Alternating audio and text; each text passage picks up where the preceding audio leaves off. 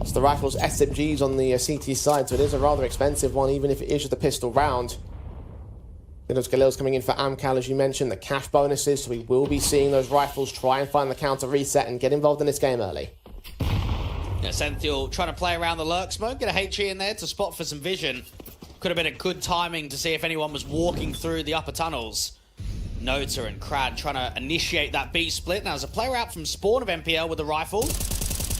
Spot, spray through, gets Krad, look for the second man, and Nota, 2 easy 1v1s to take. The smoke comes down against him, will force him back out of position at 33 HP. He's going to be weakened, but it's still a 5 versus 3 for Bates.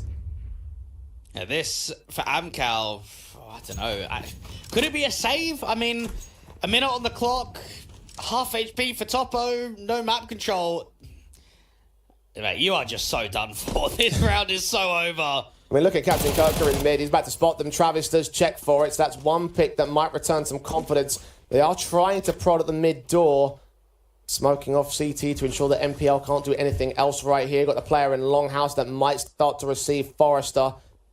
Here's him coming as the 2 players start walking short. Headtrick is given so much information. We'll take that fight instantly and recognise that nobody else is out here. Now MPL here's the short presence, so they'll call in for rotates. The bomb out in the open, though. MPL could catch him. Ooh, doesn't know who to aim towards. Headtrick will make his move. Travis gets that trade. MPL responds. And bomb plant may just about be secured. No, denied by Alex at the very last hurdle. So no extra bomb plant bonus. No recovery situation for Amkal. Tried to force the issue. Didn't end up working. 2-0 should go to 3 for Bait. And I'm pretty sure we were talking about it in the opening game for Bait against 9 here in the main Swiss stage of kind of where the Ukrainian teams sit right now. You've got Bait and Passion UA towards the top, and then you sort of Favbet and Kono down towards the bottom. Mate, Passion look awful. I don't know what has happened since they've qualified to the RMR, but when I last checked, they had lost 5 best 3s back-to-back without even winning maps against some really poor teams. So to actually see Bait kind of continue to be stable, there is no question that they are the #1 team in Ukraine right now. Yeah, went back-to-back 6 maps in this main Swiss stage. Those 6 maps being losses, to be specific, against Monty, Amkal, and Bleed. Of course, 2 of those teams we'll be seeing today.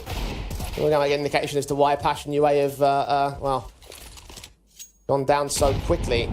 Well, it's funny, right? The whole Bleed discussion of maybe some of the stand-ins that they've had with Nexa potentially taking the in-game leadership back over away from someone like Hampus and getting Vladimir back into the anchor roles. I know that Johnny Speeds are playing on HLTV either today or tomorrow in Alyssa Invitational for the playoffs, and they've got Hampus as their 5th player. So there seems to be quite a bit of movement here in the Compass circuit of maybe what some of the teams are trying to achieve with the rosters. We might be seeing some very different squads. Of course, these 2 squads were so different from their previous meetings. Now Bait will look to try and surge ahead of them. Amkal on the weapon buys, though. First true rifle round of the game here. Still seeing SMGs in for Captain Kirk for a couple of kills. The kills recovered from previous rounds as well. Push forward. Flash well timed. Spots 2 does pay for it. That's actually quite unlucky there for Captain Kirker. That was a good change up in round 4. Alex just gets caught with Util out in the open. So timings have affected the opening couple of casualties here for Bates. A good 5-on-3 for Amkal to gain, considering that they've lost to the 5-on-3s early on in previous rounds. They're just trying to use a little bit of that bonus to work some aggression, didn't they? I mean, Captain Kirker with the MP9 out there from the Longhouse, making something happen. Yeah, this is a really good response from Amkal. Indeed it is. Still got 3 players in for the Bait side. Still going to try and find some sort of defensive line here on mid. In from that short presence is MPL and Headtrick. Senthiel is going to try and hold mid to B, but tunnels is going to be exposed, so chance available to catch off presence and catch off timing. Forrester gets MPL, Senthiel gets domed in, and Headtrick should be revealed soon enough. Spotted there in mid, so now they can commit the bomb without much more hesitation, without needing to clear any more angles. Amkal, very solid round to kick things off for their T side. It's just good composure on the T side. It's a strong default. You've got good timings being established, good crosshair placement too. Headtrick getting swarmed from all sides. The best that he can hope for is a little bit of extra damage, and it's only 1 kill. We'll see him on the big green come that next round, and let's see if Amkal can turn this opening round into just a little bit more. Can they generate a round streak here and start pressurizing the scoreline? Economy game can lead to a quick 3-all for Amkal in this position, so win the follow-up rifle and try and cripple the bait side. Of course, they won't go down without a fight. A very positive and confident round from Amkal to show what they really are made of at times. All those sparks of brilliance we talked about during the pre-game, and we need to see a little bit more of that from them. In towards the tunnels for 3 players. Bomb still held out towards suicide for Topo. Molotov's also in the AWP of Headtrick. Going to try and watch for it. Smoke's in the way, so he won't be able to spot. Headtrick wants to try and get that timing, but just that HE probably comes in half a second too late. This one looks better, though. Trying to look up top mid. Doesn't quite find the angle on the bomb carrier. Topo allowed to continue to walk into Catwalk and join his teammates. They are looking for the A hit. Now, this is all about the reposition for the AWP, because right now he's sitting in the open. Brad prods forward, finds his mad transfers back to MPL as well, and that should be round done right there. Now that is a beautiful spray transfer coming through from Crad, and just there, you're not quite in the position at the right time. Hetrick tries to get the pick in mid, he's coming up from spawn, and because he's not able to get out to car, because he's not able to get out to hold that elbow position, he has to be reliant on MPL to try and help him to peek on the contact, and MPL is hoping that he can try and offer that one-for-one trade as his teammate falls, but he just gets nothing. 2 very convincing rounds from Amkal. And 2 very convincing kills from Crad. One of those veterans that you mentioned, that core 3 of the Amkal side and captain of the squad. Very nice transfer and very quick end to it. Bait knowing they have no choice but to save their weapons. Might still see Captain Kirker falling out here towards Longhouse, but it doesn't seem like Forrest is going to act to it.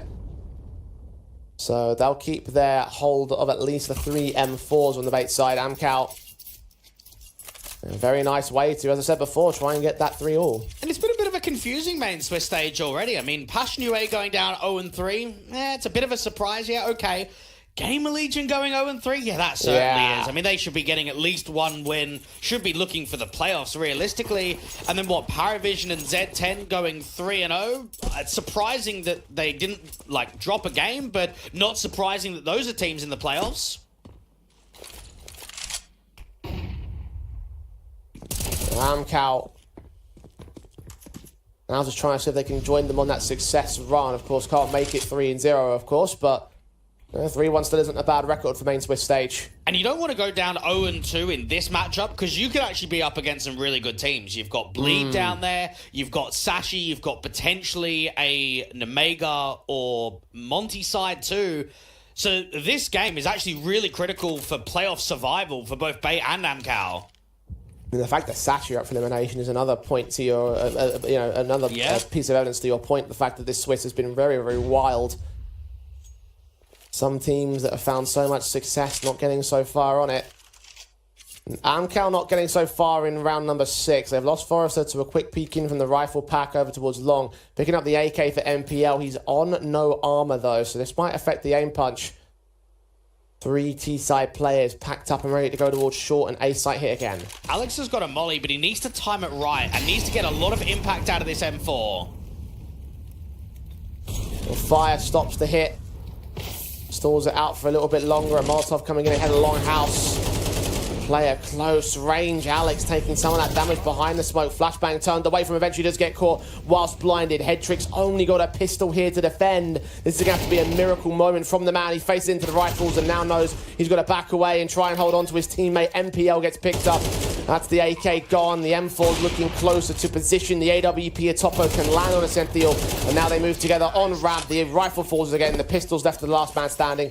Good start there from Bait, but Amkal better finish. It's a difficult round to work from Bait because they haven't invested around the safety rifles, so you can work an opening pick, but you need a bit more. And Alex has probably made the correct decision there. He's trying to get into an off angle. He's trying to surprise the short players, and instead he's just getting spammed up. I mean, once a few bullets come in, they're just going to keep spamming through that smoke, and it just means that that A site is collapsing. Captain Kirker is so far away. He's at long with the M4.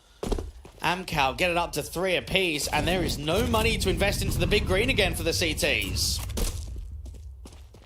Only afford the automatics. The M4's got the early start in the previous round. Can they carry it on into a round itself? Break this return from Amkal. Nota straight through the smoke. Alex was given 0 chances. And now Amkal can start to generate a very disciplined T-side. They're working the slow pace, they're working very critical kills, and it's putting a lot of response on Bait on how you can either adapt to the mid-round. I mean, Essential is just done for. There's no teammates in sight, no one can rotate through Spawn with that re-smoke down, so he's got to be worried about the mid to B opportunity and the split through the upper tunnels too.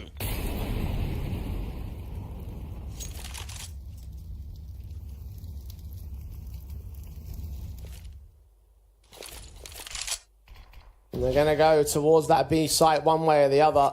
Even if he gets two, they're not even going to commit for the retake. Just jump face to spot them as well. Know that they're coming in from mid to B.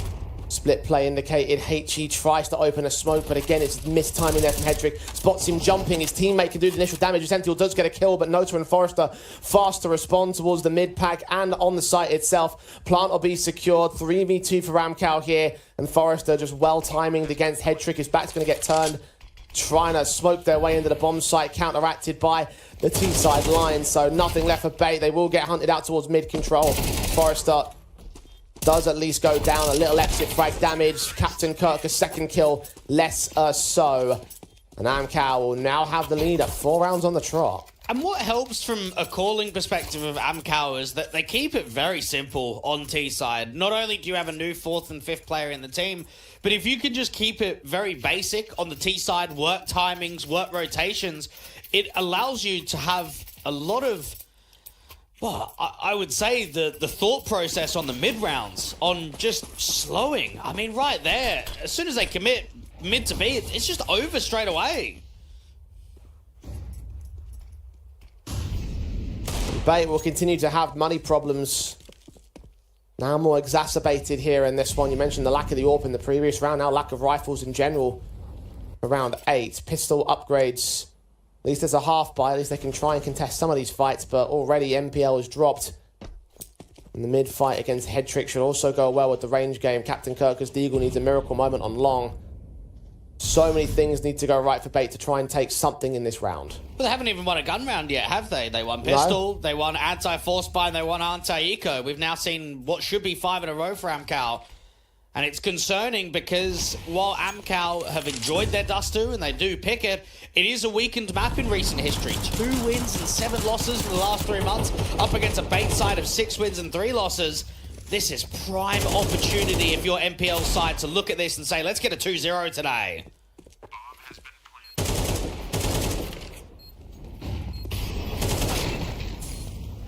Right now, map 1 is being heavily contested by the Amkal side. It is their pick, so there's always that consolation. And struggle to get many good results on Dust 2, though, is the one thing that made us say this could be a 2-0 for Bait. It's still not over yet, still rather early doors. 5-3 is the scoreline, so time to turn it around from Bait, but it'll have to begin now. Rifles out for the CT side, including the AWP possibilities for Hedrick, which we will get into as well. So, chance to respond back to the 5-round streak. And Bait, in my eyes, need to be a bit more active in the mid portions of the round. I feel as if they're being very defensive, they're not retaking space, they're not pressurizing areas of the map. So now that you've got the AWP up, now you've got a really good buy in round number 9, they can't just continue to be sitting back on the defense. Topo, incendiary against, shot rings out as he just spots a little bit of vision ahead of that smoke. In the end, the utility too much to handle for the Amkal side. They'll back away. Bait now look to pack up on the A defensive, but Amkal have to reposition and retry a different default. Yeah, Amkal have got all of this space basically for free because it's not even being challenged. And Long was trying to get compromised early, so the CTs put them back into an aggressive short play for MPO and Hedrick, but just off of the U2 alone, they get forced back defensively again.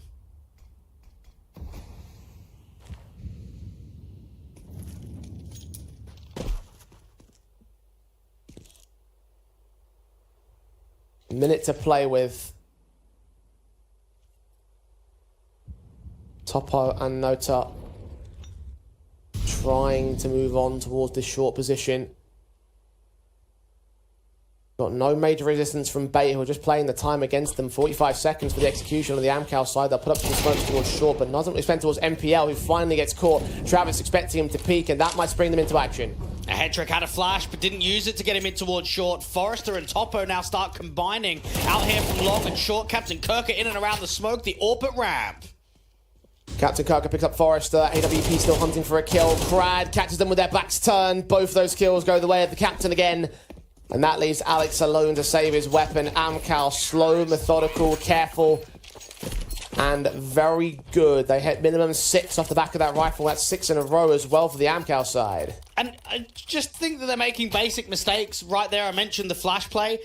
Hetrick was ramp and MPO is short. Very easily you can get a little flash play into that. Instead it's a dry swing. It's a duel that gets created in that area. And as soon as he gets dropped, it puts so much pressure on the A-side players. Captain Kirker's attention is drawn towards short. Hetrick's attention is also drawn to that area. So Crad can just come out late behind that long smoke and it's an easy couple. The Amkal streak looks so positive. Bait can't get a handle on their money, can't get a round victory to save their lives, basically. Max loss bonus will allow at least scouts to come in for the half buy. Oh man, they need a rifle victory, and you can't count on this round being from that. Amkal pretty much guaranteed to win the half. How much can Bait stem the bleeding is the next question on my mind. But I don't think they've got much chance of closing this 2-0 now. After seeing how the rifle rounds have gone down, they might be able to hold weight ever so slightly in the second half, but they're not going to be competitive enough to win this map.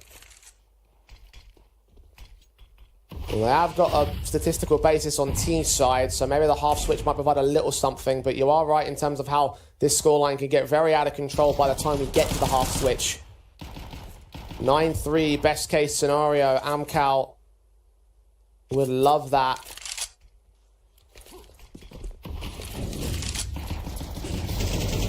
Bait trying to find some sort of response. If Alex finally gets a kill on Forrester, but that's as far as it will go in the site defense. The bomb should commit. We're down to 2 players. MPL through the smoke does get Crad next up, so that's something again. The low HP for him. Alex is also tagged. Man advantage for Amkal, weapon advantage for Amkal. No kits for the retaking CTs. They're just looking for damage here. Well, they might as well commit for this. I mean, they're not losing anything by saving. And Travis engages. Burst through. Nota gets MPL. Topo finds Alex. It's the new boys that close out the round and bring Amkal the half advantage. 7-3 now on the board. And it feels, even in those ecos, you've got to be threatening enough for the round victory, because you're not going to be able to do economical damage, are you? You've got, what, 2 more rounds left of this half, and you've got players on 16k. It's not going to happen. You're not going to be able to force that reset. So what you can do is try and make those half buys and those limited investments ones that can turn you into round victories. And honestly, nothing has looked threatening at the moment in this first half.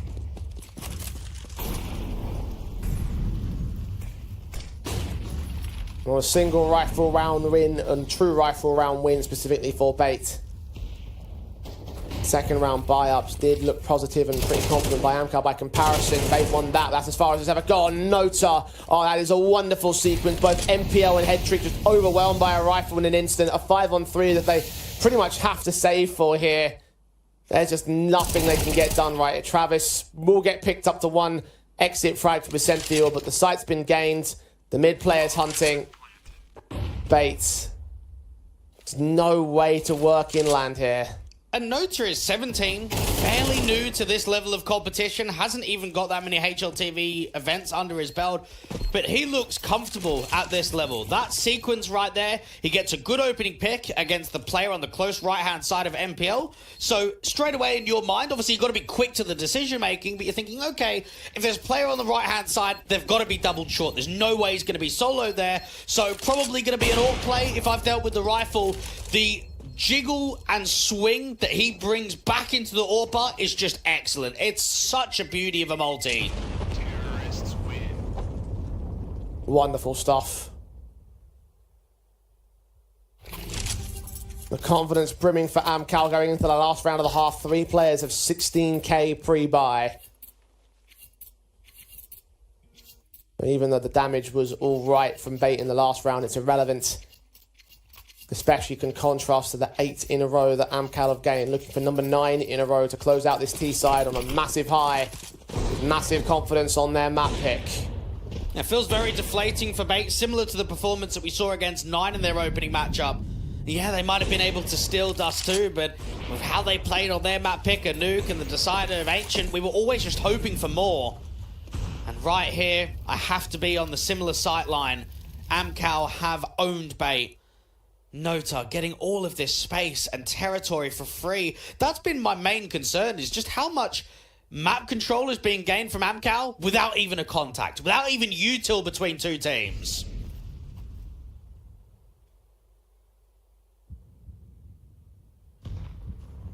And given so much respect by the Bait side. And they've gone aggressive towards the short presence they've been dealt with so effectively by the Amkal camp. Mid control, mid to B at the CT side's already been smoked off, and even that's been watched from passive. Nota walks way right up towards looking at window, which is where Senthiel's holding from, playing double duty on both the tunnel's entrance and the mid to B play. Alex will now watch the doorway. Rotation's going to take such a long time. These two have to hold out. It's a difficult hold on B, and when you've got players that deep in mid, you've got so many options of faking mid to B, going back up towards short, or just committing all the way. Alex with the resmoke is actually a pretty good timing with under 30 seconds on the clock. And then moving on towards it, Senthiel can't turn his head away. Flashes are inbounding, have to turn away from that at the very least. Kill found for Nota. Alex picks up the kill with Senthiel with a decent trade, but even he gets run down. The hold is not good enough from those two. 4 versus 3 instead for Amkal. Last round of the half, so Bait are going to have to move into retaking positions and try their hand at getting at least something out of this fourth. AWP close. Topo wins out the shoulder. Bait kill found for NPL. Captain Kirker returns fire, but now him and Head Trick. 2 versus 3 for the retake. They're just getting stalled by the util. Reese-work at the doors. Molly out from window. Captain Kirker can't even get in. Flash with the ready. Start to make their moves for it. Returns away from it. Kill on the first man and that second. Wonderful, wonderful half from Amkal. 9 in a row. 9-3 at the turn. And it's very concerning for Bait in, is this just an off day? It doesn't matter that it's in an opposition map pick. You are a top tier 2 team going up against a team that's been inconsistent at this level. There is no way in a half a CS you can't win a gun round. That is unacceptable. Especially considering that, again, as we mentioned before, even though this is a map that's been very well played from Amkal, again, among the 2 highest in the pool when it comes to play rates for them. They've only won it twice in the last 3 months. Didn't have a lot of faith coming into this one. But very clearly they picked it for good reason, and those reasons are on full display.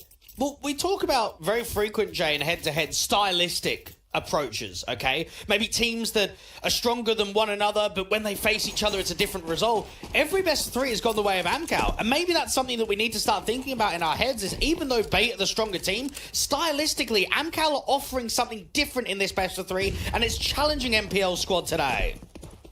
Well, Bait now take to the T side to try and change their fortunes. Again, statistical basis on this map does favour the T half from them.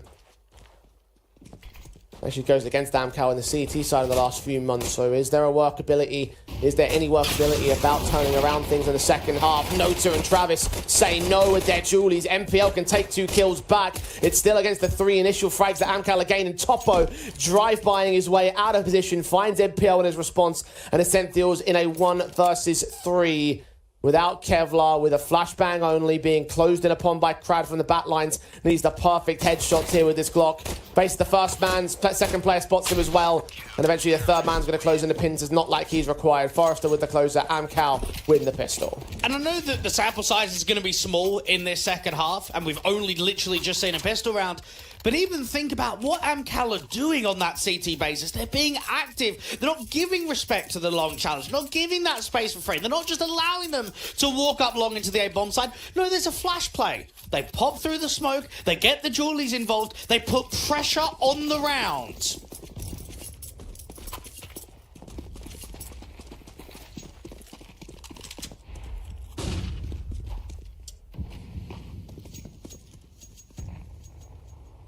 Got Deagles in for the Bait side, trying to upgrade their way through to round 14.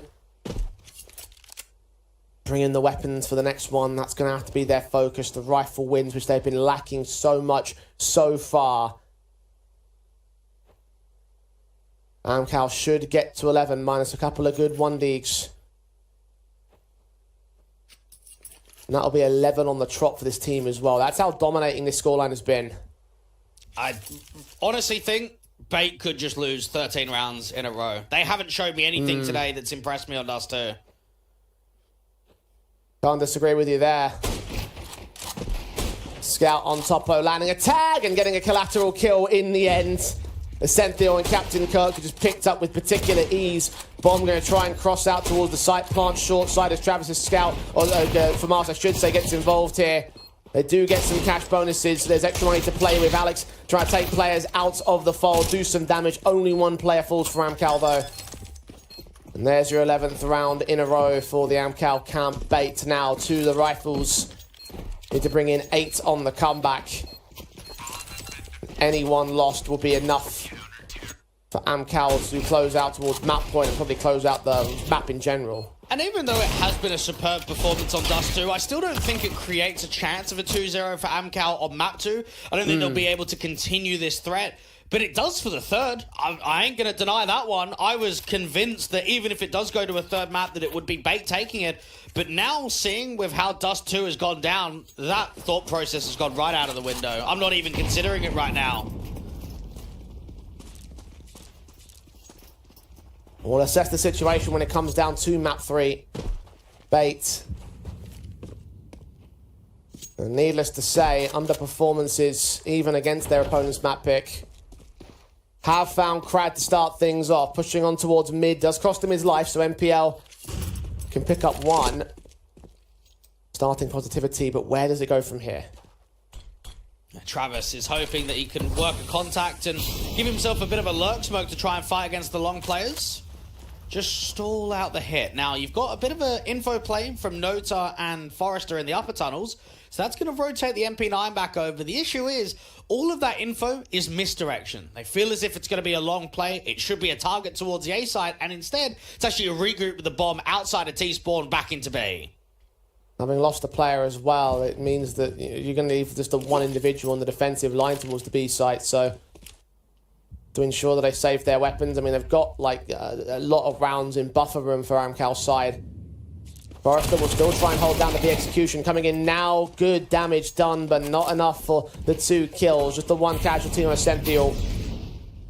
And Plant will be secured. Mid-lurk from Headtrick has actually missed out the rotation room, so kind of a 3 versus 3 standoff right now. If Travis picks up Alex right here, this could be where things work up. But no, Headtrick has indeed struck on Topo. Travis does win out a fight against Alex, but him and Nota, knowing that they're going to get surrounded and bracketed in by this one man, knowing they must have the 2 players on the bomb site as well.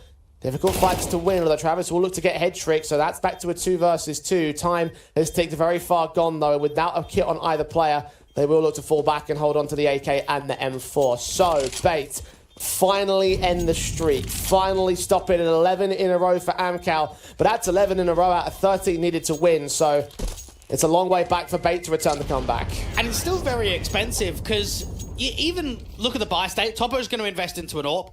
You've got Nota that can drop an M4. You've got Forrester that can buy himself. The buy state's going to look really good for Amkal.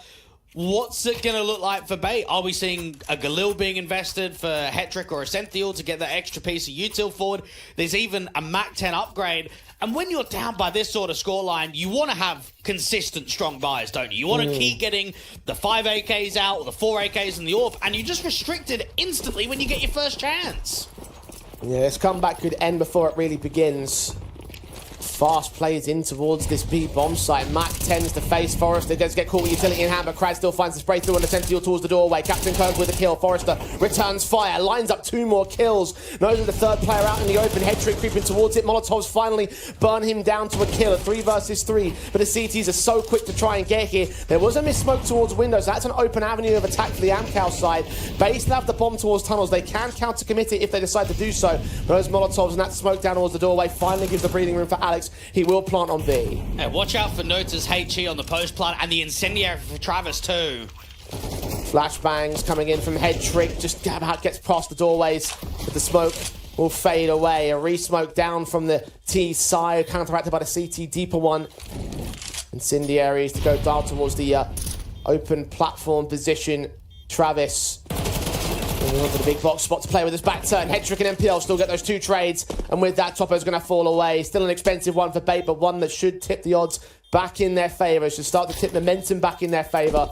An all-important 5th round for them. Toppo will still look for exits here towards the tunnels, though. Not infallible just yet until MPL deals with him, and Bait have 5. It's actually a shame there that Forrester has got the incendiary in his hand. If he has his M4 drawn on that bait and switch contact, mate, that round is just over. He's in such a good position with the distraction being drawn out to the car angle. He just can't really multi-frag even when he does take that first duel. That should have been the setup. I mean, to have 2B at the start of the round against a fast B rush, it's the perfect setup, and Amkal will be kicking themselves that they didn't close there.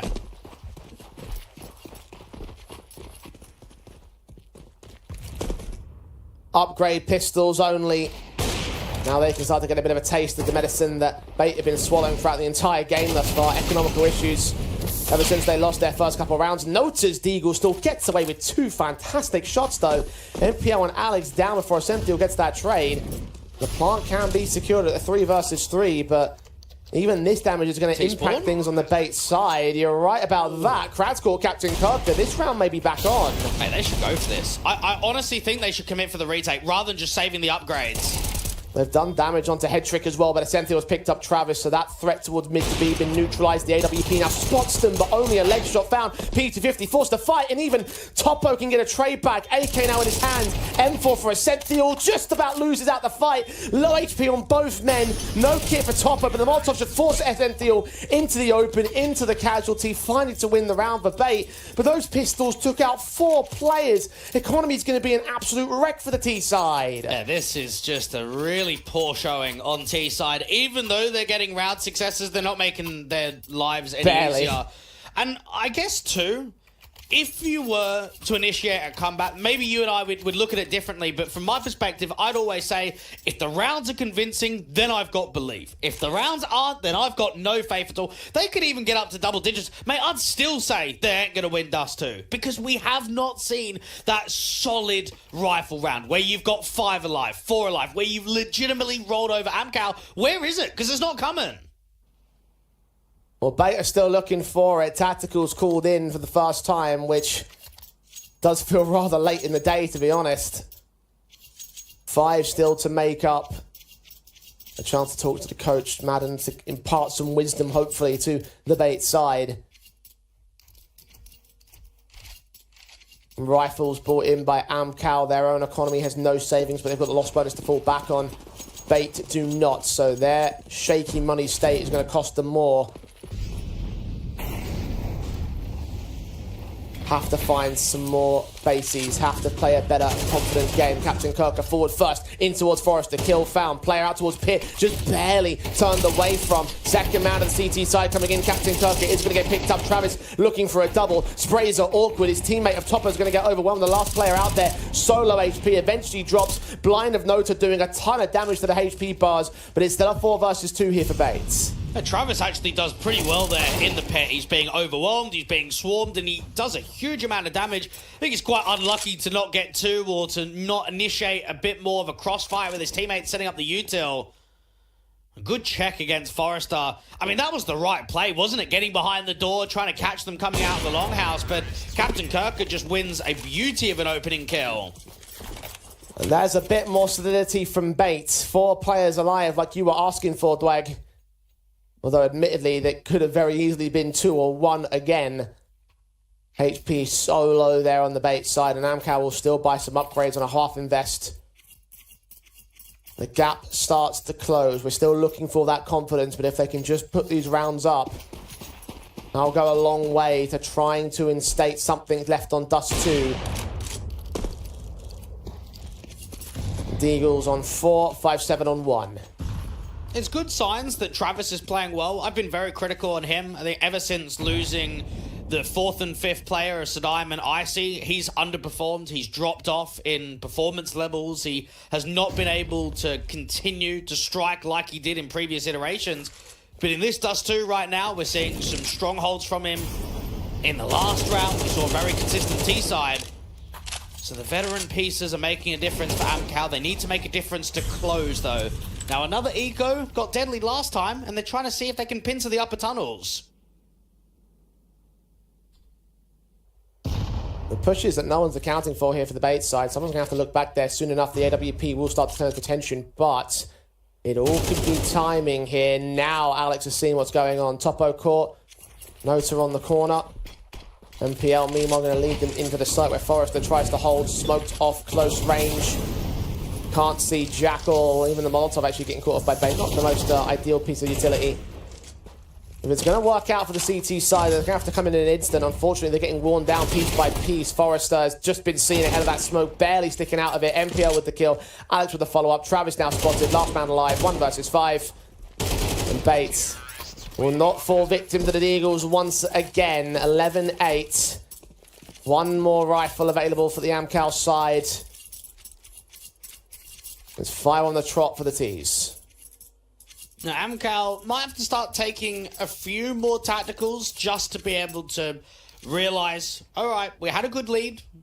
Let's just make sure that we're not giving too much momentum, too much of a threat over towards bait. The last thing we want is to replicate what happened in our opening game of that 8-0 and that 9-3 scoreline not being closed against Paravision. It might happen once, but we can't let it happen again. We cannot continue to have that pedigree behind us of struggling to close out games here in the main Swiss stage.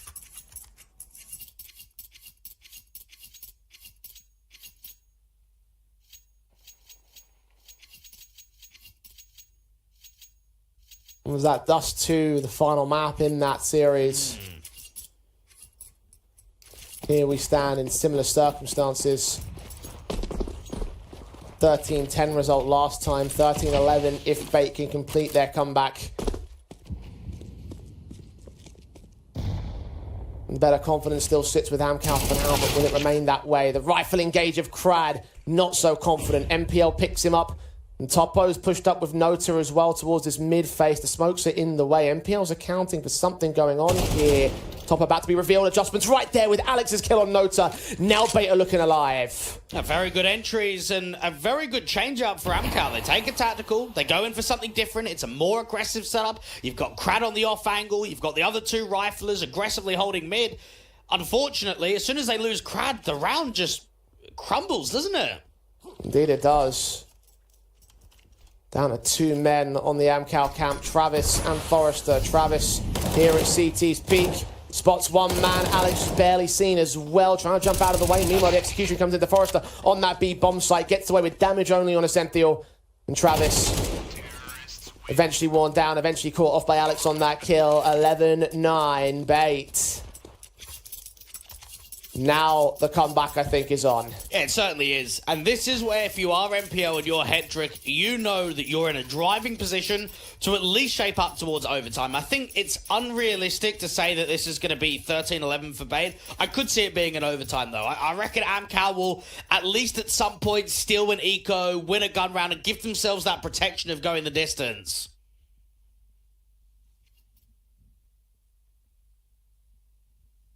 We've only seen 2 overtimes in the last 3 months from Amkal on Dust 2. One was a win over OG, the other was a loss to Cloud9. Everything else has been regulation losses, actually, for the most part. So Bait. 2 more to make up. Tension hangs in the air. And Amkal can't afford the full buys. You're seeing Nota bringing in the Deagles. I imagine the other CT players will follow suit as well. And when you're on 11 rounds going into a city side of Dust 2, sometimes it's not even how you play stylistically, it's when and where does a multi-kill come from. As soon as you get 2 kills in an area of the map, the round's just over already. That's how Dust 2 can play out. You get a good pressure point, and instantly it's just a collapse. Amkal have yet to be able to make that happen. And if you are Crad, you're probably wondering what the change-up actually is. Do you go into another aggressive set on a rifle round like you did previously of challenging lower tunnels, challenging that top mid area? Because when you did it, it didn't work out. But is it because you've only done that once? Do you think about all these certain attributes and what you can achieve, this should have been done a long time ago. We should have been into the pre-game of Mirage. We should have been getting ready for the second map of the 1-0 start. And instead, we're still here. Indeed, we are. Amkal knowing how much they got done with that 11-round streak. Starting to get in their own heads. Is the mental factor going to become a thing? They're going to start to have flashbacks to that Paravision matchup like we saw earlier. Well, we've seen quite a few 2-0s over this week. Kind of look at the Sashi 2-0 against Gamer Legion. That's a bit of a surprise. The Bleed 2-0 against Passion UA. Paravision getting that 2-0 versus 9. There's been some 3-mapper affairs of ITB versus Eyeballers and Z10 versus Metasport, Sinners versus Sappy. Let's wonder, what kind of series are we going to get today? Topo on the upgrade of the Scout. A couple of Deagles around it. Can Amkal get an opening man advantage? That's also been something that they've been struggling with. The Scout of Topo will try to look for a miracle shot down towards mid. Not going to happen against Head Trick. Just catches a pixel worth of a shot. Brad got picked up at the opening. We've got Cynthia watching for the players coming in from the tunnels push. So this is Amkal's only real chance to contest anything in this round. Doing very good damage onto that AK. Eventually does catch that kill. Bates yet to establish themselves over towards that A-bomb site. Now Travis is up. And Travis has got no assistance, so it's down to him to try and probably make this round happen by himself. Does hit a shot on MPL, but no more than that. An AK in Nota's hands. Low HP for Forrester. They're going to try and look for something in the periphery of this round. That's someone just sort of straggling the outskirts of the site, but nothing's presenting itself here for the Amkal side. So Scout's picked up on Forrester. He'll hold from range. Nota will be a little bit closer. But exit frag's the best from this point onwards in this round. Bates will get to number 10. Forrester trying to engage. Does get picked up in the end.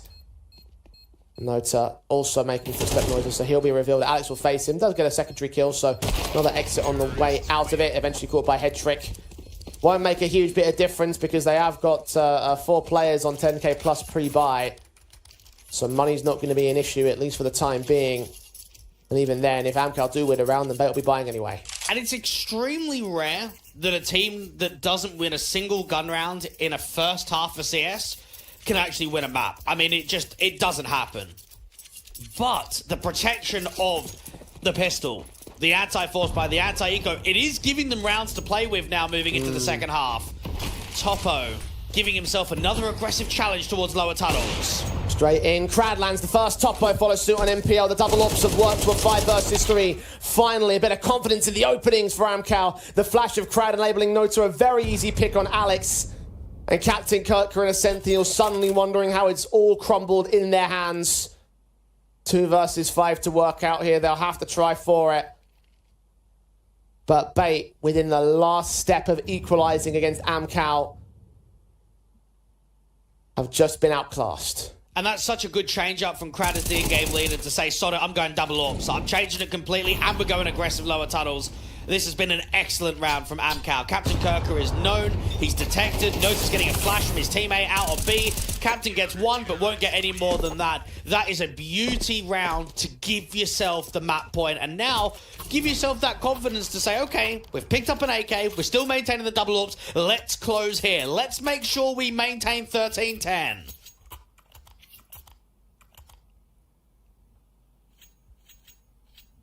Two map points for Amkal. 2 chances, 2 rounds to get to overtime for Bait. It's not impossible. They brought the comeback in so well so far. They're going to clap to the final hurdle. Alex says no. Straight in on Travis. That's a hell of an opening. His teammates as well towards long forced to back up. HE damage done to one of the individuals. Topo's first. There's 2 AWPs again in setup.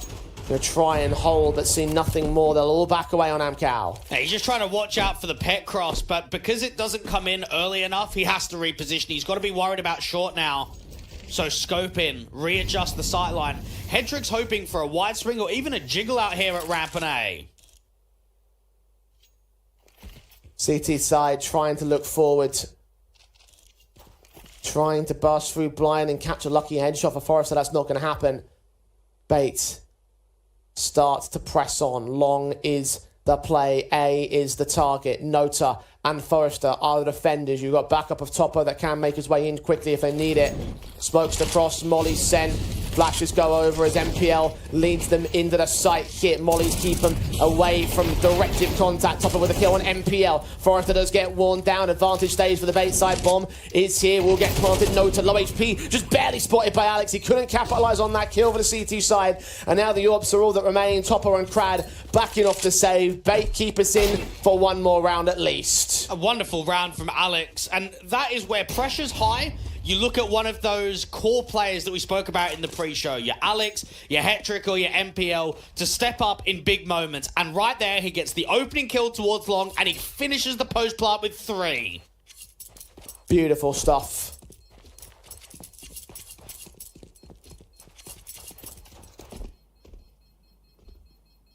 And there has been Alex and NPL that have led that charge. Hetrick only so far behind them. That rifle combination has done wonders for Bates on this T-half, and you can see it right there. Excellent sequences, excellent trades. And frustration for Amkal. You've had so many rounds to play with. You finally win your first gun round, and it's convincing. You go into the next, and you're just not getting anything. You're really struggling to hold off. Just the notion that their CT sides have been so struggling in their last couple of map-ups here on Dust 2. We mentioned the Paravision matchup, but even a Young Ninjas, their last series ended up with a second half that was almost pretty much a disaster. Fast play in for the bait side, though. Forrester just run down by Alex. They're giving us no time to stop and think as they just dome in heads. Alex again with the entries. And this looks like overtime. Indeed it does. Alex has just done it twice. Superb. That's what you want from your key rifler. Amkal can attempt the retake, but it's not even much point. I mean, it's just never going to happen. A 3v5 miracle is what they're looking for here. Just getting trapped by Util, just getting blocked out. Time ticking away, half of it gone already. Alex looking for a third, a fourth denied by Hetrick, but it doesn't matter. Topo is having no chance against this squad. Alex another stellar triple. Eventually will dive into the last man. Rifles picked up and all, knives even coming through for him. Just to ensure that confidence is there, that salt is rubbed in the wound, and we on for overtime. And for Amkal, it's a proper choke. That was such a missed opportunity to close in regulation. Probably should have been 13-4, 13-5. Good confident scoreline going into Mirage, and instead it's 12-12, and Bait are now in prime opportunity to get a 2-0. This has been a good T-side from them. It's been some really defining back-to-back rounds from Alex, and I can't wait to see his individual level of performance moving into OT now. 21 kills deep, top fragger in the server. And for Amkal, we may have just seen a glimpse as to why Dust 2 has seen so many losses from them. Overtime all the way. Bait look to contest this Dust 2 once again. Had the expectation to do so from the outset. The pistol and the 2 wins off the back of that opening was all they got at the start of the matchup. It's all been T-side today. MPL leaning up. Topo is going to catch him. There's your opening stance with Notice push forward as well. Caught off in mid on Hetrick's part. 5-on-3. Got players looking from the forward and backhand sides. Eventually does get run down by Captain Kirker, so there is a trade in for the bait camp. Now, Travis out from Long hasn't seen pressure elsewhere. Hasn't seen movement from those bait players. Now, there is a lot of time to work with, and Alex is still alive, so there could be a threat in the round. They need to find a returning pick somewhere, though. Missed that smoke, which was the lurk smoke on the left-hand side of mid to B, so can't walk off of the back of that now. Fall back to rejoin Captain Kirker and regroup into the longhouse take. Travis and Topo are the defenders. The AWP watching short will trade places with the M4. And just peeking in time to catch off Alex. So there's that threat neutralized. Now Captain Kirker and Ascenthiel will start to pick up the pace. The AWP is still watching this corner though. Bomb on the back of the first man forward. Spotted there. Engagements happening. The AK can't quite hit the headshot. The second CT could also provide some extra support. The Molotov finally comes in. Captain gets that kill. 2 rotators are here from the B bomb site. In from CT spawn. Travis not seen. Gets that pickup. Double up found on Ascenthiel as well. And Amkal just about reclaimed the lead. And it goes back to that one law again and again. The team that struggled to close moving into overtime always wins the first round of OT. Amkal, they need this because they need to maintain them being the favourite team on this map. They want to maintain the scoreline of them being in the lead and having map points to close and not being on the back foot like it could be if Bait gets 15 first. I feel like we need to invent that law. We've got Bogdan's law, Zonic's law, now Dweg's law. How about that, yeah? Absolutely, I'm convinced by it. It's uncanny how many times we see it happen, and Amkal, proof in the pudding. I'm convinced it's between 80 and 90%. Like, it's so high. We'll crunch the numbers later, but for now, the point stands. Amkal back in the lead. Do you know how difficult that would be to crunch the numbers? That We would got be HLTV. a daily task forever. We got HLTV, and we can. I'm sure we can run some queries to their database. Yeah, let's just go and manually search the 50 best of threes that they've got played every single day. We'll have a chat to Demps. I'm sure he's got some backup. Yeah. Let's see if Amkal got some backup. At least they've got an AK to work with from Forrester. They just need to try and make it 2 in a row. Put more pressure onto Bait.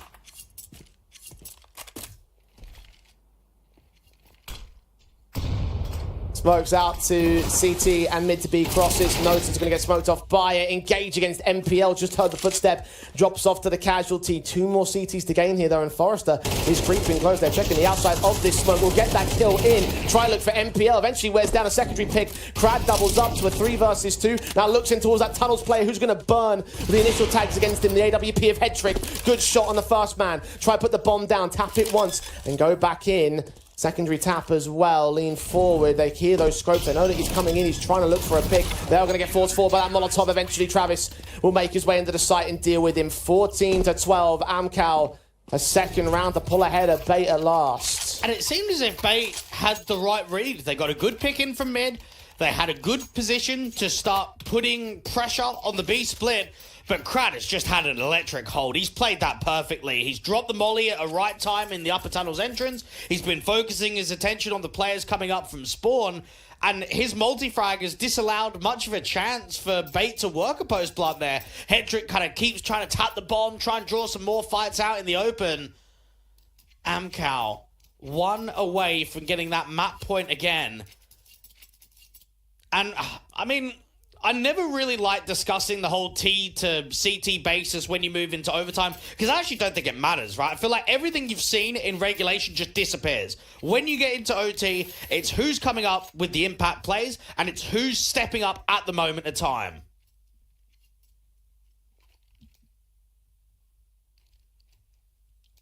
Right now, the team stepping up is Amkal. Bait.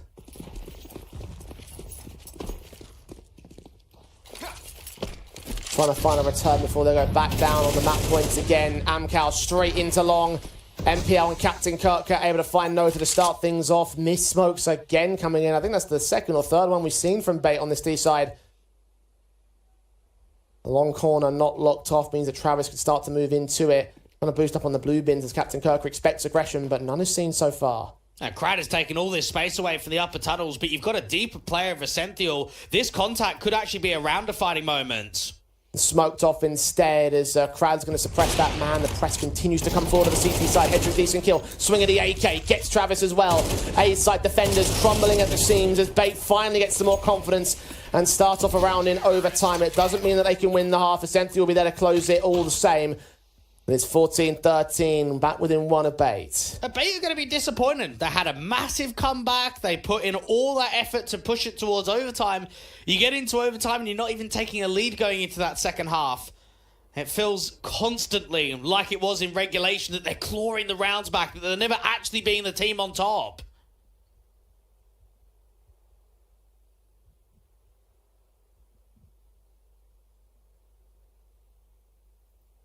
Oh, half switch now for the CT side. Remember, it was the T-halves that did the best work for both of these sides. So is that going to mean Amkal surging ahead into the map win, finally taking Dust 2 and sending us to our second with an advantage? Or can Bait still surge ahead?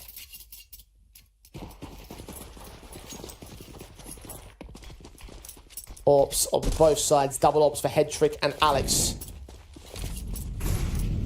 So double ops from Amkal during regulation, not from Bait. Changing things up. The first contact to be established here in the tunnels. The AWP is so ready for it. Molotov sends command damaged up. Flashbang is going to try and blind them off. He is forced to reposition, but still lands that first headshot. Travis can trade it very quickly. And Crad is trying to work at timing through this smoke. He's not quite walking all the way. Instead, he backs off and he cancels it. Opting against the further press. Two T-side players now have short access. MPL be watching mid to be from a very passive position. There's still an option available to the Amkal side. The bomb is on short, though. It looks like the A hit is on the table. And we've got to remind ourselves, Bait are still yet to win a gun round on the CT side. Didn't see any of them in regulation. Now that you come to overtime, what is the change-up? I felt as if they weren't pressurizing the mid-rounds, that they weren't being active, that they were sitting back and being defensive. And look at what we're seeing here once again. Same strategy, same issues perhaps. Is the defensive competent enough this time? Two CT players, they don't check all the way to the scaffolding, but Forrester still wins the fight on MPL. Essential now, potentially 3 kills to make happen. He gets that first, so damn close to the second, but Crad stays in the round at 13 HP. A 3v2, make it one by Topo's part, and none to the double kill on the AWP. Once again, Amkal win a CT rifle round, and it's map point for them. And while that was a pretty good hold out there from Essential, he'll be annoyed he didn't get 2. And secondly, his teammate out there in the scaffolding needs to get at least 1. You can't not be getting anything there. With that setup, that was so critical. And it's Amkal on map point again. Now, I feel, because they had the map points in regulation, didn't close, now that they've got the map points in the first overtime, I don't think we're going to OT2. This should be closing time for Amkal. Especially because it's T-side basis. It was CT-side struggles from them during regulation. First shot out of the AWP of Amkal, though, doesn't get anything. The flashbangs do not affect Captain Kirker either. Forrester's picked up, and they have to back away entirely from Longhouse. MPL prodding in towards mid. Will now have information for his teammate. Flashes will suppress all 3 of those players up there. Alex turns away from the tunnels attacker Travis. He gets found. A 5 versus 3. Bait continue to try and hold lifelines here. Damage is not as great for them, though. 3 players tagged. Alex heavily tagged. Oh, Krad's play could open up the B potential. This could just be a fate, though. Try and draw some over rotates to B. Once again, they found that mid player, so you see Bait just backing up to those passive positions once again. Captain Kirk with the line-up. No, Nota domes the headshot, and now the second CT looks to engage, but he could get surrounded very quickly here as Topo lands that flick. Suddenly, it's all Amkal all day, baby. Someone's got to go back for that bomb, though. That shouldn't be a problem. Low HP on Alex, about to get challenged by Crad, and only Headtrick to lock them away from the bomb site. They're coming in towards shore. Alex better check this. Kill found, double up secured, nice and efficient, 16-13. It was a struggle to get there.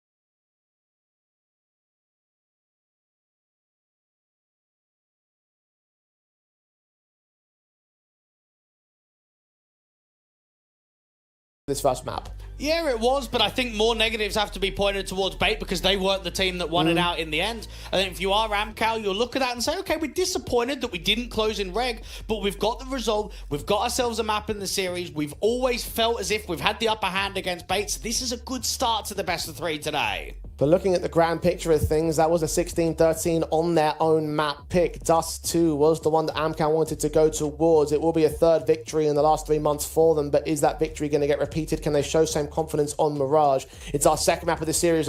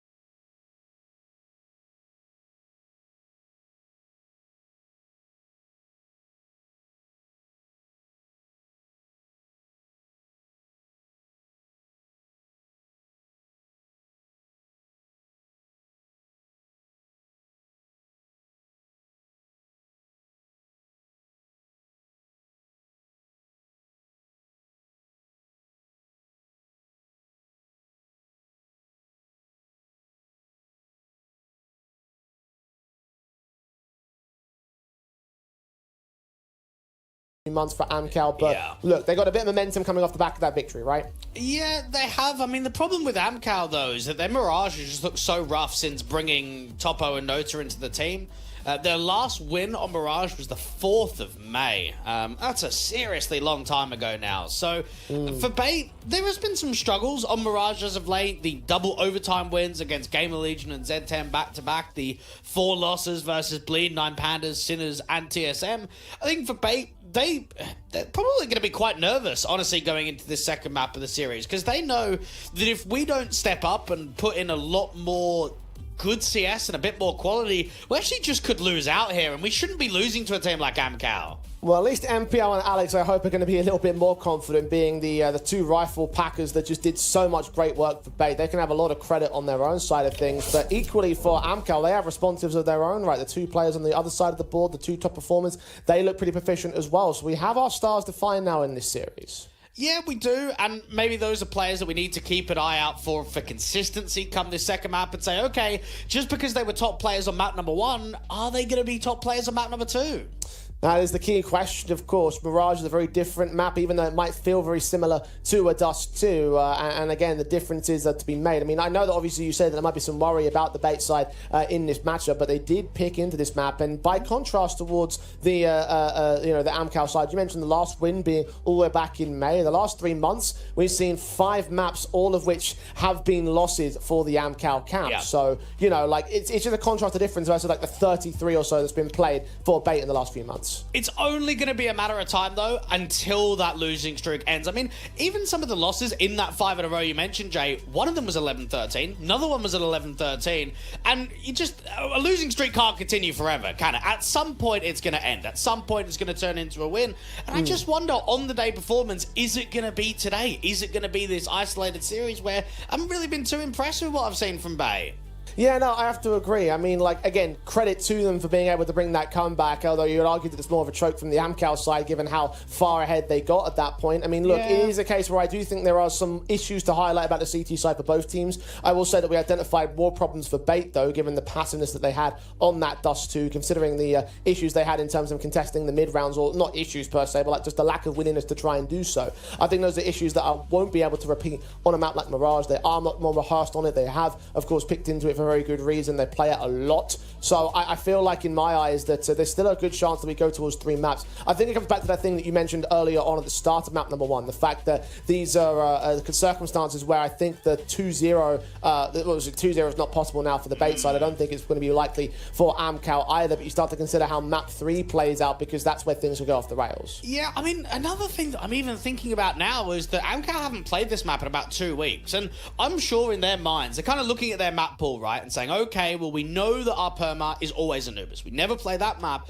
But a lot of teams are going to look at Mirage and say it's probably our weakest map in the pool. So teams are not only going to keep picking it against us, but they're going to keep trying to see if they can use that as just the winning condition. That every single time if Mirage gets played as a decider or as a map pick, it's going to be their way. So when you've started to embed Topo and Nota into more officials, getting them more comfortable at playing this level of competition, and you haven't played this map in a couple of weeks, probably gives them a lot of time to rehearse and put practice down on Mirage and try and give it to a top team in Tier 2 to say, okay, do you know what? It is a risk if you pick into Mirage against us. Well, look, Mirage is going to have to be a map-up that works well for the Bait side, irrespective of all the details, because they have picked into this one. They are down by a map in this series, so it's going to have to be win or loss for the Amkal, or sorry, for the Bait camp. They cannot afford to go down in this 2-0 fashion. Let's get into the pistols and see whether they can contest on the T half of things.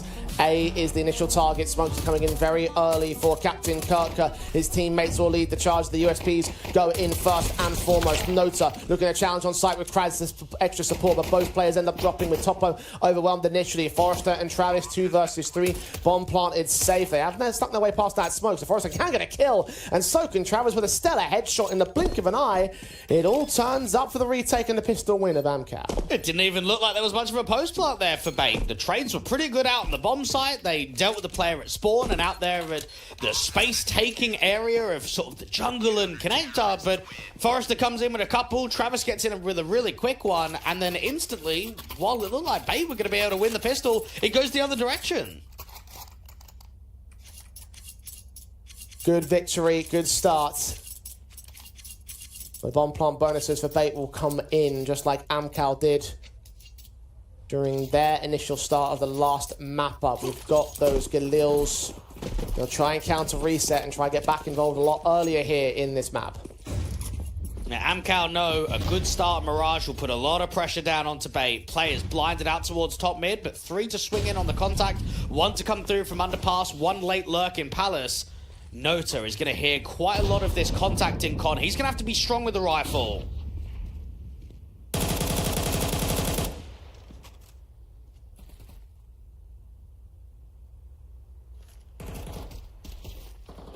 The press.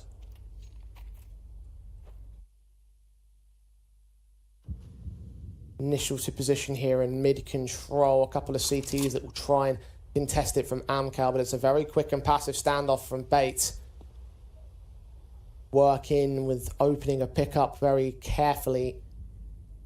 Very, very slow default. And notice how Amkal aren't limiting the buy state to get more util out. They're not going down to MP9s and giving themselves a really good rifle pack. This is a strong crossfire on B. This is going to be difficult to break between Forrester and Travis.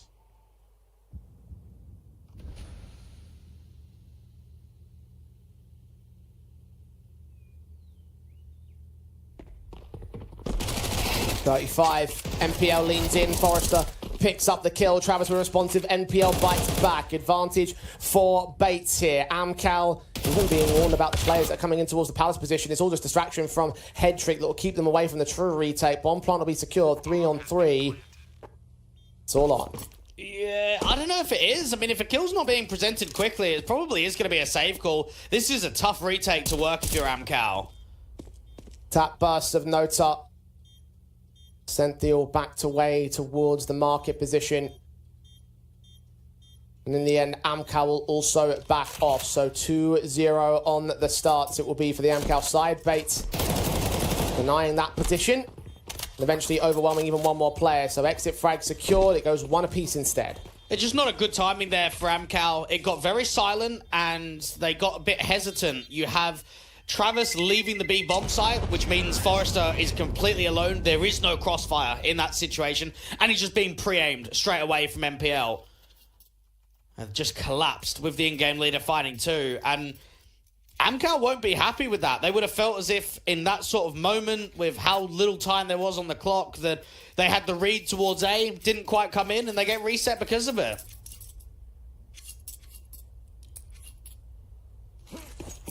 Bait achieving what they set out to do, and that Amkal failed to do in the second round of Dust 2. Alex, quick up, burst fire, damage being done initially. Deagles trying to test out towards mid. Got those M4s in Benota. MPL picked up. Advantage taken on the CT side. It's a good start, but they need more. They need another kill elsewhere. They need to pressurize an area of the map. They need to make an info play, whether that be towards the apartments or out to A ramp, or maybe someone to go aggressive into Palace. They just can't afford to maintain this 5v3. Captain Kirker is hoping for an extension. He's not seeing anything. Now, you've got a pretty heavy gamble right now to A. You've pretty much left Forrester high and dry to jump spot. Nobody else is in rotating room.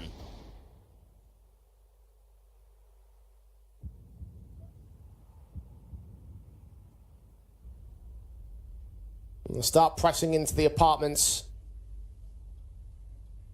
Forrester and Travis, 2 players to defend. Just seeing one of Topo there on top of the smoke, down against Alex, who picked up at the catwalk.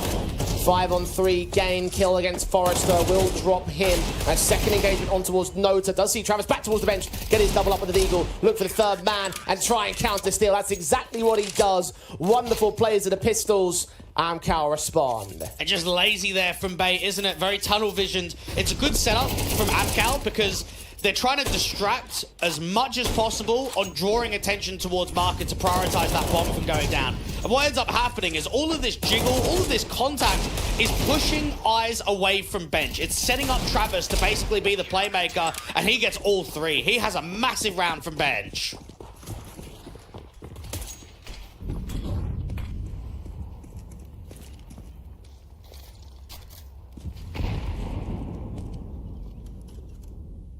swing forward.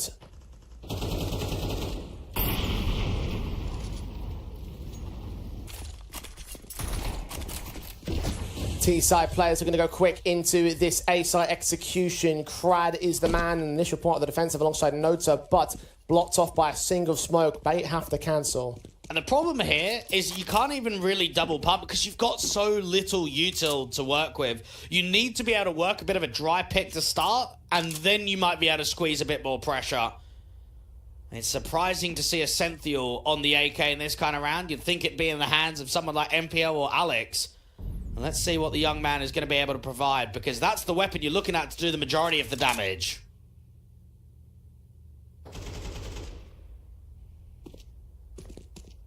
HP returned on Forrester. They're looking for a kill here on Bates' side. They have the mid access and control. Amkal have to back away. Crad under dark. Teammates smoke off the position that Alex holds as Galil will burst fire. Reveal himself, but not take anything to return against Travis. Does find a Sentinel. Captain Kirk finally takes Forrester down, but Crad still holds that offensive line. Alex is picked up, and Crad's not done with Topo's AWP pick on head trick. It's 3 on the trot of the kill counts, and MPL with a 1 versus 4. And Jay, you know what my views are with this whole like back and forth, force buying, what happens with the reset and the momentum and everything. I honestly think this is going to be a 2-0 now. I mean, for Bait, your economy is just awful. Like, you're down 1 and 3. You're going to be ecoing in round number 5. You're going to have limitations in the next gun round because MPO is saving. Those rounds are so critical in MR12 in this current state of the game. And for Amkal, this is prime position to just get yourself up to maybe an 8-4, like around that kind of target of a scoreline at the turn of the half.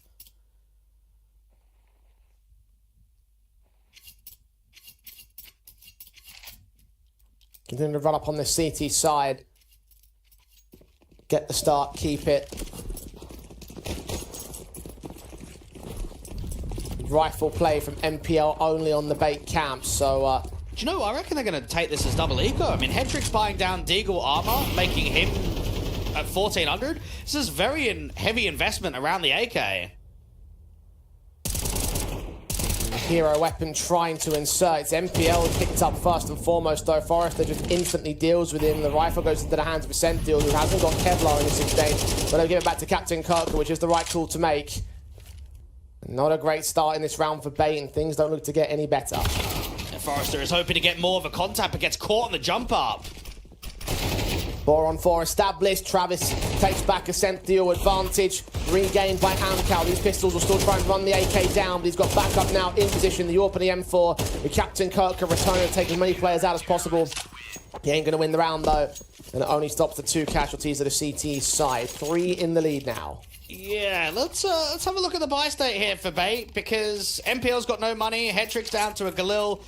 I don't like that at all, that they've invested, armor for Captain Kirkar, armor and Deagle for Hedrick around the AK. Like, I guess you want to get as much damage out of the round as possible, but I'm looking at this and I'm thinking, mate, they're going to be like 1-6 down.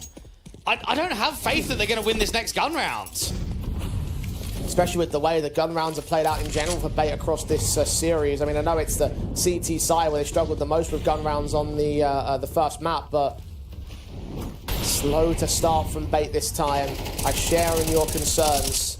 Especially as Nota finds the opening on Alex, barely reading the information, barely catching him at the edge of the smoke. Once again, man up here for Amkal.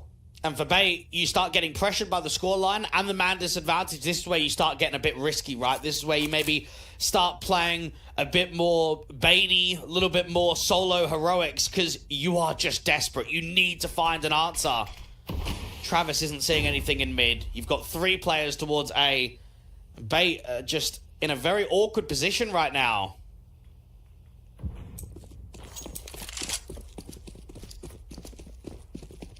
And trying to wrap around to rejoin a Senthiel on the A campaign. You've got smokes in the way of the ramp default. 3 players total on defense. They've got all the equipment necessary. They've got all the bodies they require. AK and M4 and AWP to get through. Mac 10 forcing forward first. Head trick can't get that trade, but so quick is Topper to the response. Nota gets 2. And wow, Amkal look very good here. Indeed they do, but you've also got to remember that they're up against a weakened buy state with an opening man advantage, and that's unfortunately where I always try and sour the conversation with just being really negative about the economy state. But CS should be who wins the most gun rounds wins the map and wins the best. So that's how it should be. Instead, it's who can win the anti-force buys? Who can win the rounds that you shouldn't be winning on limited investments? And they're the ones that actually win you games. I mean, off of the back of the MPL steal with him getting 2 kills and then losing the anti-force buy, you've legitimately lost this series. I'm done. This is over. There is no way that Bait can recover from this scoreline. The outlook certainly doesn't look amazing. 6-1. Seems like a guarantee. 7-1 off the back of the rifles. At the back of that, there's so much. And how many AKs are you even going to take away in a round like this? Like, when you're upgrading a few pistols here or there, not even everyone's on armor, you're not getting in that economy float where you can even go hero AK. Can you drop double AKs on the opposition? I don't think so.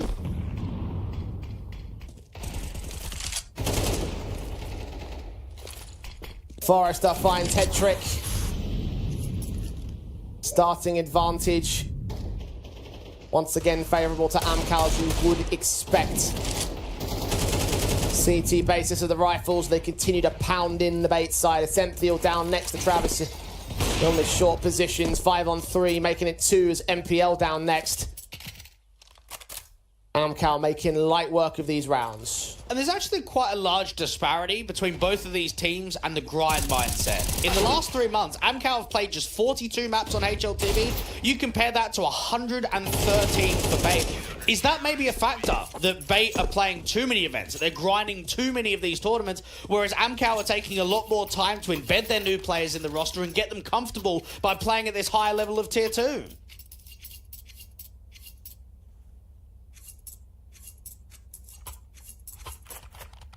Five to the good.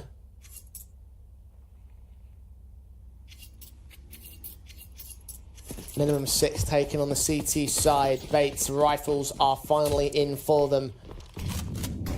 Need to find a turnaround of momentum now. There is no other option. Set piece looks to get set in to the A-bomb site.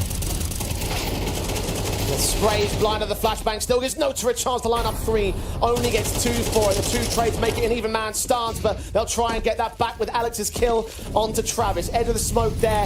A 3-on-2 established, baking it the bomb down. Oh, Alex is going to get dropped here from Sport. He doesn't know about the player on the left-hand side. They've heard him as well. Forrester's just going to wait for his moment. 2 T-side players. This could be a complete disaster for the T's, and indeed, Bates get picked up. Head trick, all that remains. Outlet sandwich. Both individuals coming in from CT spawn is going to be out in the open here. But behind the danger boxes will wait, hearing both sets of footsteps, hearing the first player dive in. Defuse could get tapped or stuck. Kits are in on them, smokes in the way. Kill found, transfer, just about gets it, and head trick clutches up for Bates.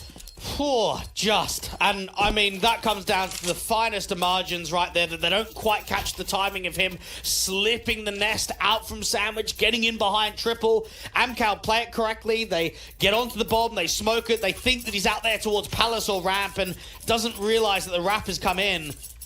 Forrester set up that round, and a veteran player like himself will be fuming that they haven't allowed that to be an 8-1 scoreline.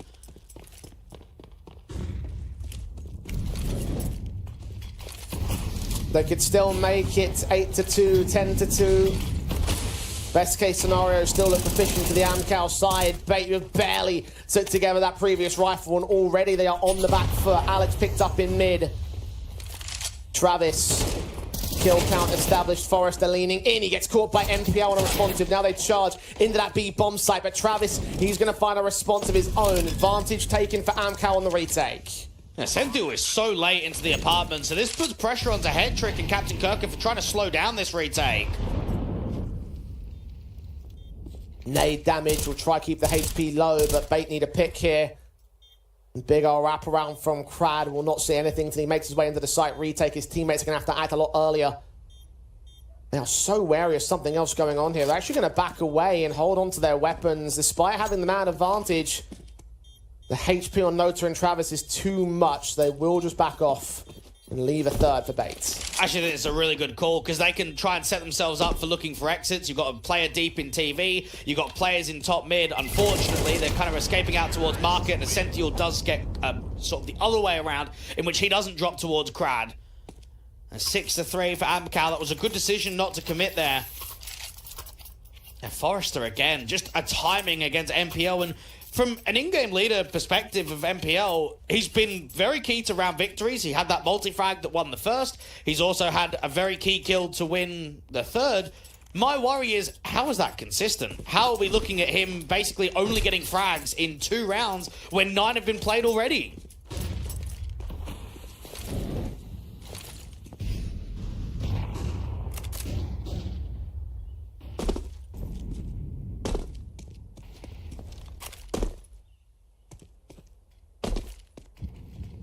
Three rounds in the lead for the Amkal side.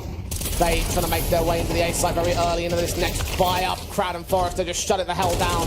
Essential just make his way out of Palace and get Forrester to return. They find Crad and set to the bomb site. So again, they trying to battle back from the disadvantages here.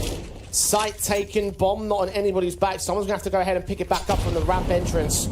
Try and get that plant down. Try and force the issue on Amkal. Topo needs to get a returning pick with the AWP. Travis is in a good position to try and trap that bomb crossing out.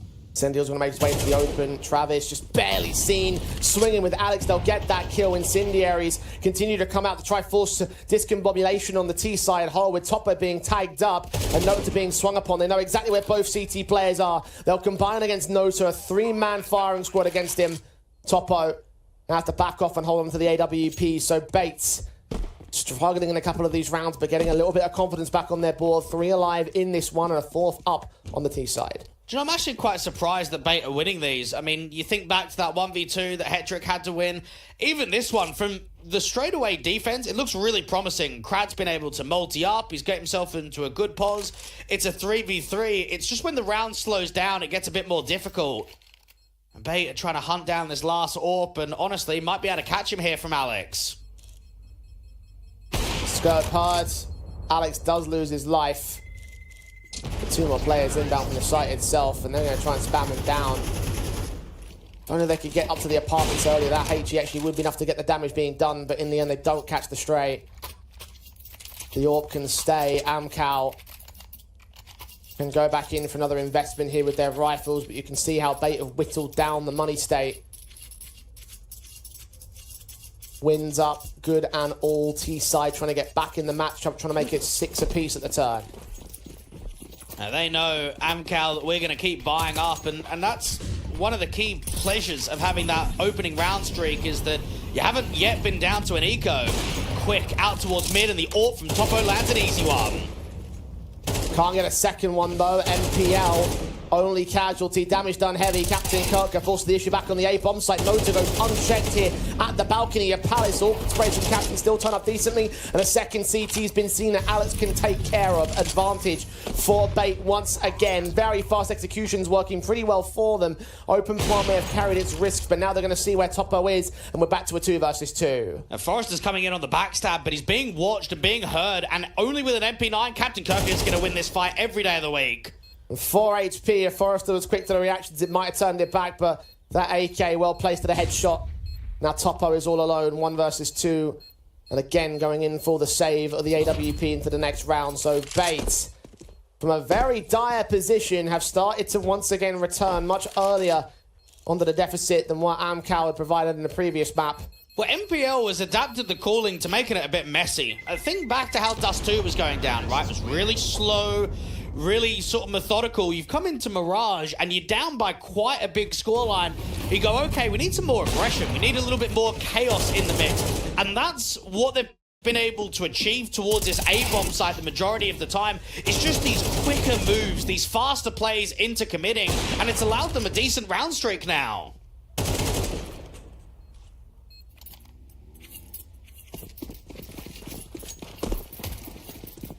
It might not look like the most confident game from Bait, but it is coming together for the scoreline. It's crazy to think that if Hetrick doesn't win that clutch, it legitimately is a 1-8 deficit. Yeah. How different the circumstances could have looked. Topo finding Alex. Kicking things off in this round for the Amkal side. The only one of the rifles involved here towards the B-bomb site does end up getting overwhelmed with 2 trades back of the T-side bases. The other of the rifles, Nota, backed up in the back corner, undetected by the T-side. Could swing out to deny that plant because the fire of the Molotov will burn out, but he's going to opt against it. No, he does swing in, does get MPL, and now CTs are here to support the man. He is low HP, so he needs Crowd and Forrester to step up. And Nota's going to try and get out towards bench because of that smoke. AK engagement going to be unrevealed towards the flank involved. Nota can land 2 picks in it, and Amkal can just turn over the half at 7-5. And for me, Joe, when I look at Amkal in this new transitional period of a 4th and 5th player, I'm not really looking for consistency in games this early on.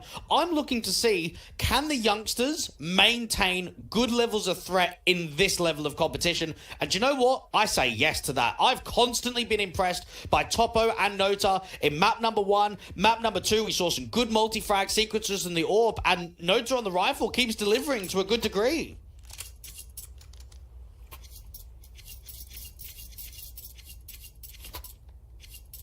They've made the differences for Amkal. Now, can they turn it over finally? Break this map loss streak that they've been on Mirage. T-side difficulties have presented. Very low team round win percentage. Bates. Now go to their better half. Is this where they can turn it around? It was the second half switch that allowed them to get back in the game on Dust 2. Will it be the same for their pick of Mirage? Well, I want to see more from Hetrick. I thought he had a fairly average performance on map 1, and he was a key figure in that best of 3 versus Bleed last week. Top fragger of the board, 42 kills, averaging over 20 on each map. Where is that man? Nota getting boosted up into window, MPL holding on the other side, and the Glock gets seen and gets dealt with. Good shot to start. Now they spring into action on the Amkal camp. Player back sight, Captain Kirker trying to engage, eventually does get Forrester and falls away to regroup with NPL. Bombs get picked up very quickly. Plant secured for the 3 versus 5.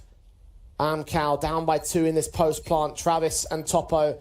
CT is about to converge on their positions. Topo's going to have a massive moment, I think. 2 seen, 1 taken out. Couldn't mow through the second. NPL gets a chance to return. It's empty with a follow-up suit, and Crad just going to get overwhelmed by the sheer amount of players, I'd imagine. Does take down Captain Kirker, at least low HP against the next man. Diffuse being held, will be protected. Hetrick gets that casualty in, and the Diffuse will lock in for Bait to win the pistol. Well, really good position for MPL. I'd say, first off, that's super unorthodox, isn't it? Sometimes you get it in gun rounds where rotators sit back very passively on that market and spawn entrants looking into the murder hole to just catch a bit of a timing. But to legitimately have a player that defensive on a pistol round, it was the perfect setup against the window burst.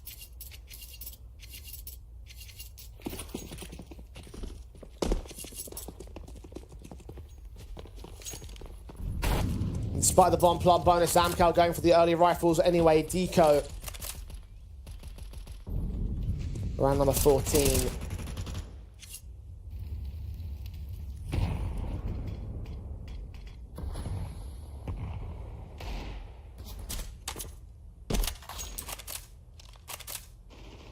And it's very slow to the approach. Very careful to the uptake here on the Amkal camp. Trying to suss out some sort of opening pick that could crumble the whole round in the end. He's very careful. And not a single player from Amkal has been able to post a rating higher than 0.92 in the last 3 months on this map. But right now, the Pistols are actually doing a pretty good job. Alex is maintaining mid and doing a fairly good distraction here with the FAMAS to get the com player involved. Crad's going to get dropped, and there was a threat for about 3 seconds, and then it pretty much got neutralized. Yeah, had that fear, but Bait well recovered, well controlled. Keeping 3 alive with the M4s, the majority of players. Hetrick can now bring in the AWP. I'm going to try to see if he can step up to the rifle pack that we mentioned. MPL and Alex have been trailing behind on the Bait side. It's Captain Kirker that leads the charge on the kill counts. And the 4 rifles in for Amkal as expected. That's what they were aiming for with that very careful buy. Set in towards mid. CT forces just hold their nerve. Alex with the spam gets absolutely nothing. Hetrick with the AWP does see that first player towards main, but there is a lot of attention drawn towards mid. They want to try and take Con. Crad leaning into the sniper's nest initially, expecting there to be aggression. Alex is also expecting someone from Amkal to boost up. Back angle held, will wait for someone to make action, but it's only Crad out here, and he's not moving an inch. He's the luck play. And Ascenthiel's got no nades, so he's got nothing that he can do to block on this B-site exec. All he can hope for is rotates are going to come in. Now, as soon as Alex starts moving, that's when Crad might think, this is my moment of opportunity to walk in, or just maintain that position the whole round and wait for the con rotation. Nota and Travis engages against the M4s in the back lines. They will get a kill for Alex. Ascenthiel will double up. Forrester and Crad's 2 kills leave them down on the man advantage here for Amkal's side. 3 on 2, and backup is on the way. The backstab of Crad is unaccounted for, but it might not even matter. Ascenthiel's picked up Topo, and Crad can finally strike, but needs to go in for that bomb, fend off 2 more CTs whilst getting the bomb plant as well.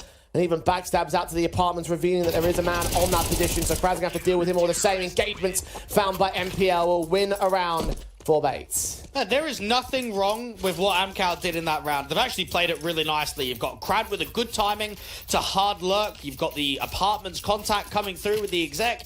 They just couldn't quite trade Ascenthiel, could they? I mean, if that 1 kill comes out from, what is it, Topo with the apartments towards that bench angle, man, that's a 2v2. The bomb can get planted and Crad can stay in market.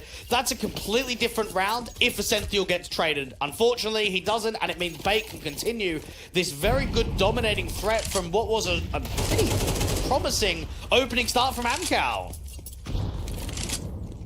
Find those frags easy on the Bait camp. Rifles against pistols, which you would expect to go about as well as they do. And Bait can pull ahead for truth or matter. CT side, so far, so flawless. Amkal yet to get around on the board. They've had testing moments again. Maybe the rifles can be the tests that ultimately tip towards their favour here, and they'll need one soon. Because Bait worked well against the economy game with the T-half, so this could be an 11-7 from this position.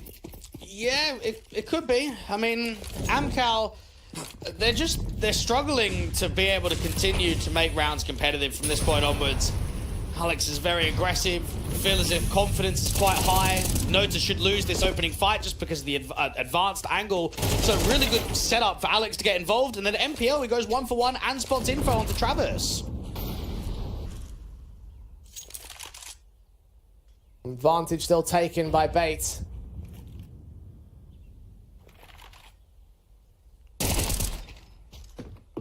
Followed up as well by Captain Kirk, just killing against Forrester. Travis and Topo, 2 men remaining on Amkal, trying to find an angle here on this connector presence. And Hetrick's just not having any of it. Slow, methodical, piece by piece clean up here on Bates. There's 4 kills spread across 4 different players. Alex will get his second in the round. Topo didn't stand a chance with his back being turned towards the man Bait. Slow, careful confidence. A couple of AK saved into that round as well, so they are looking very good in the closing portions of Mirage. And Amkal will be disappointed because, again, 6-1 up, lose that clutch. It should have been 8-1. It should have been that sort of scoreline.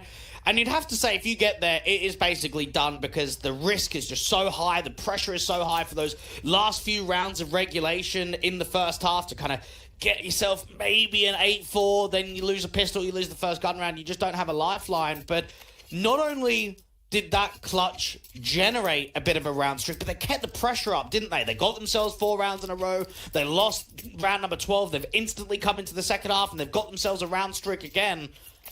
So it's nice to see that Bait haven't just been reliant on the odd round here or there to get themselves out of trouble. They've used that round, and they've catapulted themselves into what should be a third map decider of Nuke now.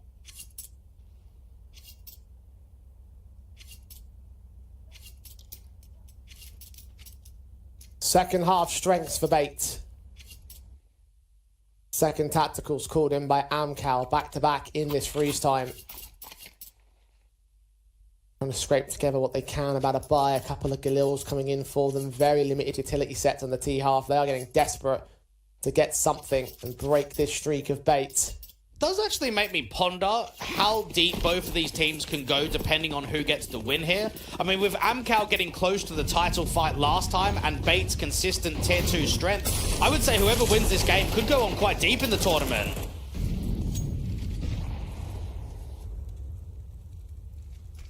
Headtricks not quite getting vision. He does just spot Nota just below that small gap in the smoke. Here's another positive start again for the Bait side, as they have found time and again. Alex. Sniping has Travis there towards the mid-window angle, trying to watch for it, trying to spot for them. HE's down to do some damage. MPL picks up Topo. 5-on-3 established with damage, yes, returning to the CT forces, but still no kills on Amkal's side. Just AKs on the CT side doing damage and doing work. Forrester is desperate to get the trade against the AWP, but this feels like a near impossible fight. He can get himself into ladder, but there's just no opening chances right now. Well, finally something gets picked up by Forrester. Alex down and out.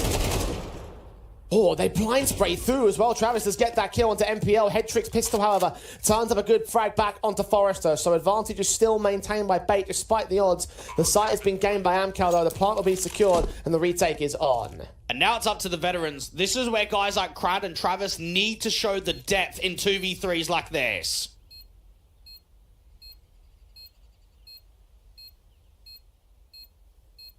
Slow to the walk. Captain Kirker and Ascenthiel in from CT spawn. Crad barely spotting them on the periphery. Gets that kill. He's such low HP. Ascenthiel takes his back up, but Crad's not done. A secondary pick, 12 HP. One good headshot. Ascenthiel being played with, but he gets his kill, and I think he's just got enough time for this defuse as well. Bates will hold on to their 11th round. It's a really good effort there from Crad and Travis, because you can feel the way they're playing off one another, aren't you? You get Crad in with a good pick there on sort of the off angle towards Underdark. Travis then swings out from Tetris. He gets one, but they then just can't quite work together against the Senthiel. A strong clutch for the young man, and the round streak continues. Bait looking to try and close down Mirage pretty comfortably at the end. There has been threat, and there has been competitive rounds, but we just haven't quite seen Amkal overtake that 6-1 scoreline to making much more happen. Nothing on this T side. Bait.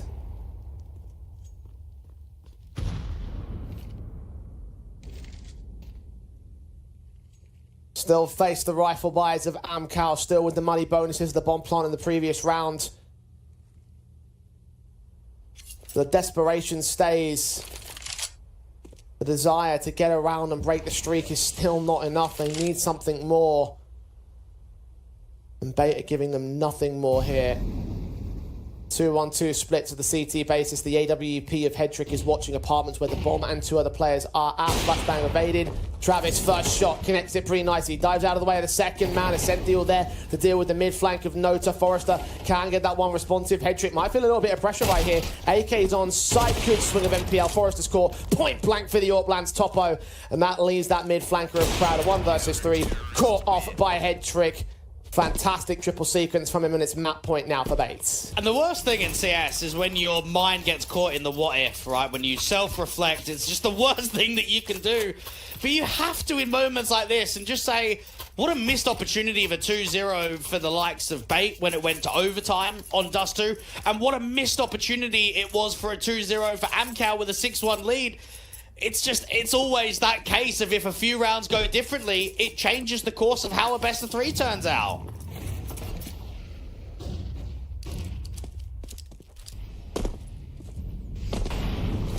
T sides have seen nothing on Amkal's part here. In this second half, it's just 0 rounds game. They will try to hold on to a 5-round comeback, and they are going to get a man advantage out of the initial starts of mid, but Headtrick's still alive, and therefore he's a threat, even with the 5-7 picking up Nota. That's the advantage now for Bates. When Amkal started so well, they have to fight back from the brink. Low HP in this 2 versus 2, and now make it 1 as Travis is picked up by Ascenthiel. Topo is nowhere near the midst of the fights coming in from Palace. Will try to get to the A site. Headtrick's AWP is ready for him, though. He'll make his way in. A bomb plant, a bet is what he'll get, but he needs everything more, and even the 5-7 will close it once again. It's 13-7 at the closing portions of Mirage. Bait will take us to a third map without a single team.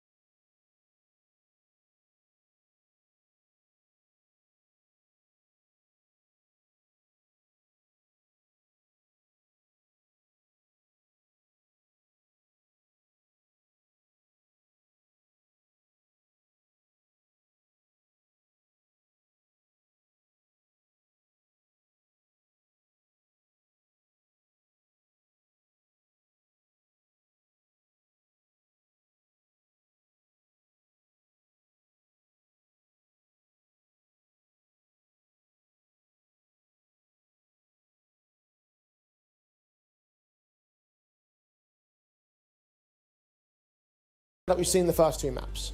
Well, the first thing to get into the conversation of is that they have a deeper map pool. I think their strengths lie just because of their level of form and the amount of officials they've played. So for that reason, they are going to be favoured in this final map decider. I think both teams won't be entirely happy with how the rounds have gone down, with how the map scorelines have gone. So yeah, it does look positive for Bait going into Nuke. I think Bait can be a little bit more happier with the way the series has played out, though, just because of the fact that they were able to contest an overtime on their opponent's map pick, and they were able to comfortably win out the second half of their own map pick. A 13-7 result does look good on the scoreline. I know that some of the rounds were certainly positive for Amkal in terms of keeping them close, but it didn't have that finishing element there, and as a result, they have to go into this Nuke, which, as you mentioned, not a whole lot of times being played by Amkal by comparison to their opponents, and even then, similar stories to what Dust 2 had, and essentially you've only got 2 wins in the last 3 months.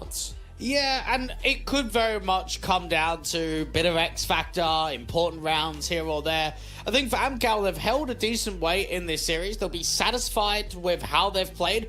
They're just not in a position yet that they can drive for the win. And I think we need to see that step up in performance from them as a team overall to say, okay, if we want to challenge against a top 30 team, if we want to take down a title contender of Bait, we need to be able to come into Nuke and really show what we can offer. Because I think we've seen it on a few occasions. We're just not quite seeing it consistently from Amkal. And that really is how we set the series to start things off, right? The fact that we're seeing some bright sparks from these boys. Topo and Nota doing extremely good things with the new blood in the roster, and one of them's clearly a key star to watch out for in terms of this team and their proceedings, not only in this series, but also just in general. But they haven't got enough of that, like, oomph to just push past the finish line. We saw it in the second half of that last map, and even to a point where we saw, like, a 5-1 advantage that felt like it was going to be so confident from there on out. Potentially even a 6, 7, 8-1 situation that we could have seen on that Mirage that didn't quite come through for the Amkal side. So they're setting up a lot of opportunities. They're just not taking full advantage of them. They're missing something. I don't know what that thing is, but when they find it, I imagine they can still be a proficient team. It's just not here right now. And we spoke about it a bit earlier on. There are some very good teams in that 1 and 2 bracket. So it could be lose Nuke and you just go eliminated straight away from Main Swiss. You don't have a chance in the playoffs. It is quite possible, so they have to try and avoid that fate right now. Nuke to try and close things out. Bait, Amkal, Bait are on the CT side start as we get into the pistol already. Amkal are in the B bomb site. Krad has caught head trick. MPL sneaking in towards the double door, sees the bomb carrier, domes him in, looks towards the dark man. It's Forrester picked up quickly. Nota gets back into the control room and deals with an MPL 3-on-3 situation, but Captain Kudka leads his team back into the site, gets Nota. Travis dealt with a quick headshot. Krad's now in a 1 versus 3. He's got that first man, spots that second, does damage on the bottom of the bomb site. The player in the rafters, however, comes in with the quick trade back, and Bait can take the pistol without continuing the bomb plant this time. And Nuke is going to be difficult to judge for Amkal, again, just because we don't see them play it that frequently, at least for Bait. I know that these guys even picked this map. We saw it in their opening game against 9, right? They tried to go in for a little bit of a punish. They know that 9's Nuke is weak. They came into it. They didn't have the best of showings, but this is a Bait side that's played just over 40 best of 3s on HLTV in the last 3 months, and Nuke has been picked 8 times. So you've got to look at that as even a positive that it's coming in as a decider. Those win rates that become a concern to the Amkal side. Bait start things off well on the CT basis. Going to try and convert upon these upgrade pistols, mostly an eco in from the T side. Nota is good against MPL. The SMGs towards the outside, they're able to deal with all the presence in that for Mars as well. For Alex, going to couple out for his own right. Forrester with 2 kills, though. Makes it an expensive one here for Bait. Now, this is a very good round for Amkal. Now, Forrester probably feels that it's not winnable, but that he could get 1 more kill, that he could just make it that extra bit more expensive. Placed upon by the SMG, though, the Senfield back turned and all, so they'll keep themselves in with the round itself.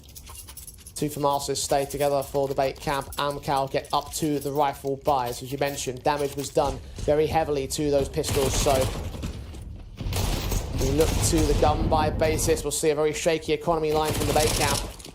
Amkal with a punish, but once again turn the tides right back in their favour early. And this rifle will give us a bit of an idea on how Amkal want to stress test their T-side. Now, it's quite obvious it's going to be very slow. I think Bait are one of those teams that has the change-up of pace, whereas Amkal like to keep things on the lower side of the clock. They never like to push aggressively at all. Saw that in the last map. We should see it out here and now. They are taking outside control relatively quickly, though. HG's on Forest. The damage being done by Ascentio is going to open up against him. So starting advantage sits with Bait regardless. Just start working this lower corridors. You've got Alex and MPL that can be strong on a crossfire. Both on FAMASes. The AKs could contest rather easily here. MPL swings and Nota just domes him. Alex now got to hug that corner. Meanwhile, the T-side players make action towards the outer yard. Captain Kirk, a blind spraying head trick out towards the CT entryways. Will find Crad in the end. Alex starts to back off from his contact position. Nota's going to move against him though. That FAMAS holds the crack angle, but the shoulder's peeking out to the AK. So Nota can take us back to a 3 versus 3. Ascentio not going to get cleared. Easy kill for the FAMAS, but how much more can he find? Because he's not seeing anymore. Head trick against Travis. Travis needs this duel, and it just about comes in. Now they can start accelerating towards A through main. A reckless face from Head Trick. Now Captain Kirk has got pressure on the bomb site. His teammates coming up from the vents, though. They know that it must be the upper take. Footsteps are being heard, but Captain Kirk needs to pick his moments, and he finds the right one. Travis caught, AK leaning forward. Topo good for that trade. Again, a very heavily damaging round, but one that still goes the way of Bait, and with the rifles not combining to a lost bonus, or the bomb plant bonus to be more specific for Amkal, it means that further buys are going to be tested. Yeah, well done from the captain. He had a pretty awful game, actually, in their 2-0 series versus Bleed last week. He had 22 kills, 37 deaths, 56.1 ADR, and a 1.05 rating. Haven't seen much from him over the course of this best of 3, but right there, an important hold, lots of impact from the back of default, peeking on the contact of his teammate, and disallowing Amkal to get started on T-side. The tacticals taken early by the Amkal camp. Do you know what? I want to ask you, Jay. Who do you think's our surprise team here in Compass? Because we always get with a lot of these Tier 2 events, one odd team that's surprising. I mean, take Molotov, a team that is with Behind X, had 3 players on HLTV debut going into ESEA Advanced Playoffs, and they 2-0'd Passion UA, and they 2-1 500. Like, it just happens that there's always this one or maybe even 2 squads that take a bit of a surprise. For me, it could be ITB. I mean, 2-1, they're bound for the playoffs. I mean, at the same time, we have been talking them up as being a team that should be much further along in the world than where they really are. Maybe 9 then? 9, yeah, I'd say 9 are a good shout. 9 have surprised us in terms of making it the 2-0 fashion. Making their way into the execution now is Bait. No surprises that Amkal can open up the kill counts. Alex does get worn down by the Mac 10 in the end. Flashbang's keeping him blinded. The HGs of Essential will dish out some damage towards the T contact, but the low HP man is much further ahead. MPL through the smoke can get noticed, so it's a 3v3 for this retake. Very fast executions from Amkal. Can responded just so quickly. Crad needs to be able to trade off of Forrester, because there's hardly anything that he's going to be able to do on this low HP. Sentinel moving in, no flash support, but it's very awkward on that Galil spray. Those 2 kills come in, and now Topo left out towards the squeak door. MPL's going to check him as soon as he spots this. Should be a pretty easy defuse to hold here for a Sentinel. 5 seconds through the stick. Topo's going to make a ton of noise, get dealt with by Head Trick, and it'll be 4 to start things off for Bates. And similar to how the second half went down on Mirage, we're seeing competitive rounds, aren't we? That one is what? A post plant where maybe if Forrester gets one of the Heaven players and then Crad can peek in from HUD, it's a stealable round. And maybe that is a concern in which the rounds are close, but they're not being converted. They're not being turned into actual victories that can then disallow economy management from the opposition, that can start forcing resets. When will Amkal get started? As I say, I mean, you can put this down as my law since we're making laws today. The bottom line is the score line. Is that a law line? That's just win 13 rounds and win the map. And that's what Bait did in the last map up. Amkal might have made some close rounds, but they couldn't get a single one at the second half. So the closing elements, an issue on Mirage, perhaps an issue to continue here on Nuke. It's only 4 deep, so there's time to recover. And a good round victory here with the rifles back out could turn things right back on their head. Bait would have no savings, no loss bonus. We see a confident rifle win out of the CT side. Good start from Head Trick and MPL combining against Nota, doubling up towards Travis. Topo can take back MPL as the close range man, and the CTs will back away to try and play some different angles. It feels like Amkal are always at the man disadvantage on these outside takes. Whether they're trying to get into Garage or get down to Secret, they're always being limited. And that is an area of the map where Head Trick and MPL, that sort of duo on crossfires in there with Alex, have just been able to rip. Topo, Forrester, and Crad have got a lot of space, but they need to find a return kill somewhere to enable the bomb to either commit lower or back towards a topside split.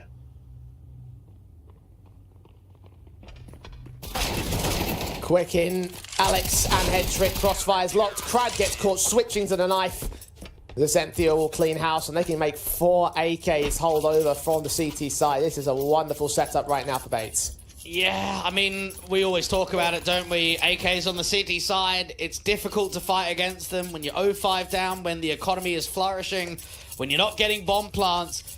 There is going to be very few chances for Amkal in this decider. It's a really slow start, which isn't encouraging.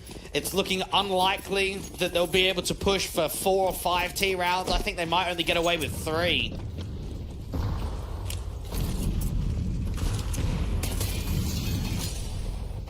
Pistol players and the hero AK on Topo. See whether he can make a difference in this round. And he has been a difference maker across this series. One of the top guys, of course, on Dust to maintain something in terms of decent performances for Mirage. But so far, so little offered up to this ramp position. Ascentio going to take the challenge and deal with Topo as the first man to fall. Headtricks AK also on cross. MPL just pick up Nota for one decent response. If that AK has been dropped again, the Zenthio with extra support of Head Trick leaves it all into the 1 versus 5 for Forrester. Caught back, does take MPL with him, but that's an M4 drop, not the AKs. 6-0 to the start, Fate looking good. And it does make me wonder what sort of shuffle is going to start encroaching in the CIS scene over the next few months. You've had one win that have just gutted their roster. They've left, Latic and Hobbit, and they're basically rebuilding there. You've got an Amkal side that just picked up a new 4th and 5th player. You've got a couple of pieces sort of going elsewhere. Cloud9 looking to rebuild as well. Who is actually going to be the team that pushes ahead and kind of proves that they can be the consistent number 1?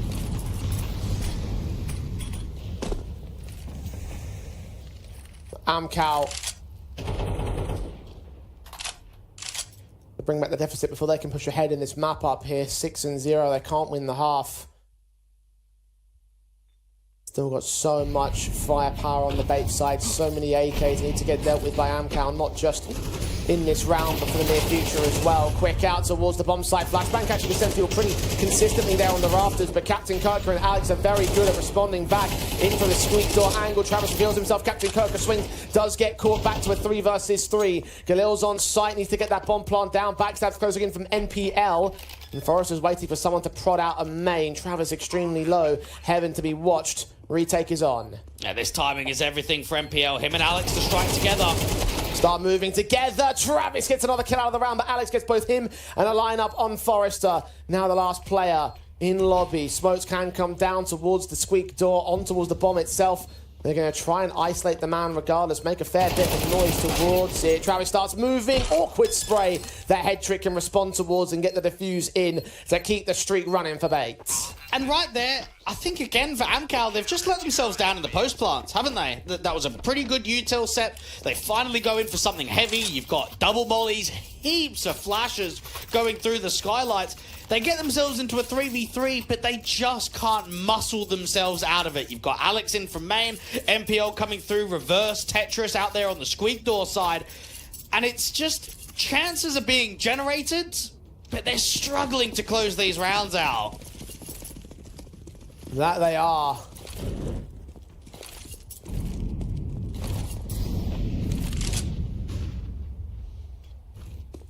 It's been the case again throughout the course of these last 2 map-ups for the Amkal camp. So close, yet just fingertips away, and fingertips away time and again sets you back quite a distance in Counter-Strike. They at least take out for 3 of the 4 M4s that they had on the CT side, but now they run right into the AWP of Head Trick, finding Crad on the ramp take. Amkal have this part of the map, but where do they go from here? Now, Head Trick's repositioned into an incredibly strong angle. Now, Amkal have just got themselves ramp, but you have the space. You need your secret player to make something happen. This is where Nota needs to try and work a timing, try and get a kill somewhere. Travis, Forrester and Topo Moving on to ramp, the M4 of Alex will provide support, so both of the entryways are covered. Utility starts coming out. Flashbang will be evaded by the AWP. Molly's deep to backside. Player old Toxic head trick getting challenged. The M4's going to wait and bait. They'll dive themselves in. Good shot on top. Eventually Forrester and Travis will isolate those two individuals. Wasn't wary of the close range quarters of the smoke position. And Nota can lurk against MPL. Cut off his rotation. Leaving down to Captain Kirker and Ascenthiel into the site take. Forrester jumping AK. Catches a headshot. And by a good stroke of luck, that should turn things over for Amkal at last. It's beautiful entries down there at lower. They made that round feel very uncomfortable. Essentially, you might as well just look for exits just to try and affect the economy line for as much as possible.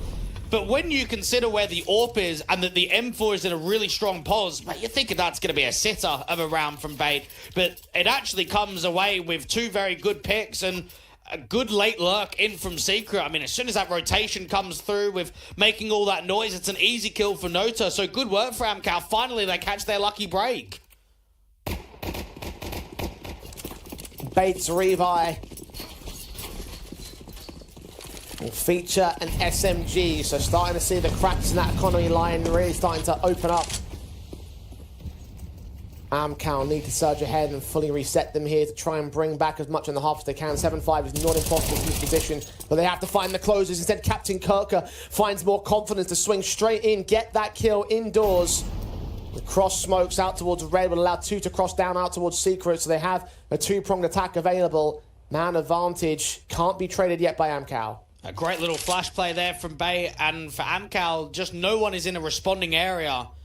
Forrester might be required to maintain this hard lurk and cut rotations when they start pressurizing towards lower.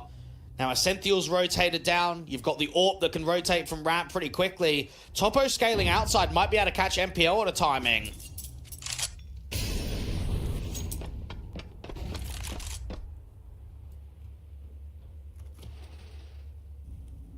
Hearing footsteps, hearing the man in the vents. Drawing attention away from the bomb carrier here towards outside. MPL still watching for it. We'll get Topo double up. Looks wonderful again. What do you even say about that? They've done everything right. They try and trade on the contact. Cran and Forrester are attempting. MPL individually has just had a mental... I can't believe he's got two there. Yeah, that's the second one is the surprising one. Like, you'd think that the second player would trade it. But no, MPL is the monster. One of the guys you're watching out for the most. Not top fragger for his team, but I don't think that matters with a round impact like that. Amkal could have found a full-blown reset against Bait and really turned up the heat in terms of returning something on a scoreline, but now we might see that 8-1, 9-1, 10-1. The scoreline that Amkal were hunting for in the first half of Mirage, taken in the first half of Nuke by Bait instead, especially with this broken buy now. Coming back to the Amkal account, now they're going to struggle with money states. Galil's on 3, 2 AKs for either side, so again, Bait are going to match him. Amkal at bare minimum need to go 8-4. If they don't get that scoreline, they've got zero chance of coming back in this second half. Alex is up against quite a bit of util from the door area, but it's quite a lot of players outside coming into main. Brad finds the man, MPL working in against the contact kill. Travis going to find a circuitry frag on the bomb site itself. Low HP across them. Nota going to work outside against the likes of MPL. Ascenthiel with a decent pickup in the rafters eventually will fall. It's Head Trick alone of the AWP. 1 versus 3. He'll lean in. Can't deny the bomb plant from this position, but he can look to close vent. Get that kill onto Nota. Incendiaries to the rifle player. It's actually not going to reach him at the hut it lands. Flashbang sent, M4 also picked up, looks to engage. Topo can combine with Forrester's peak and they can get the kill as appropriate, so they maintain that bomb site. Decent effort from Bait, but not to be, and now the money line's going to hurt. They shouldn't buy here. Alex is double eco, but everybody else isn't, so I think Protect... Well, they haven't already with the buy-up that's come in from him, but it should really be a complete save in round 11 and give yourself the strongest buy state possible for round 12. This is very risky for Bait. Now, you've got a couple of options here. You can go aggro outside or probably lobby crunch. Whatever you do, you have to be aggressive with these MP9s. Fast plays on Amkal will deny the lobby crunch at least. Mac 10's close against the pistol. Alex going to get picked up. Captain Kirker caught looking the wrong way. 5-on-3 taken. Round's pretty much over from here. Bait. No sense in saving, no value in retaking. Very do or die, or no, damned if you win, damned if you lose. Note up, finding the next. And that will leave it all on to Headtrick and NPL. 2 versus 5, with no presence around a retake. It's been a tough half for Amkal, but they'll probably feel with 4 T rounds that we've actually done all right in the end, that we've been able to finally give ourselves a bit of a chance. You win the first gun round of the second half, you win the first rifle, 7-8, you've got rounds to work with, and you've actually got a bit of a competitive game. It just comes down to key moments in this second half, because you look at round 12, and honestly, I'm not expecting much. MPL can drop an MP9, Headtrick can do the same, but you're going to have a rubbish buy. It's not going to be good at all.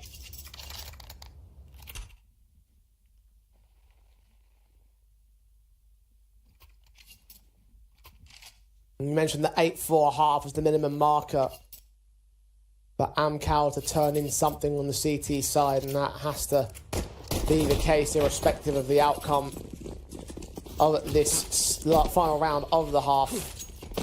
8-4, 9-3, they'll still be back on the back foot. Bait will know that. The 9-3 looks tantalizingly close to the end. 8-4 at least seems like it offers an opportunity. Of course, one final rebuy, broken as it might be for the CT side. Very quick into the top side here.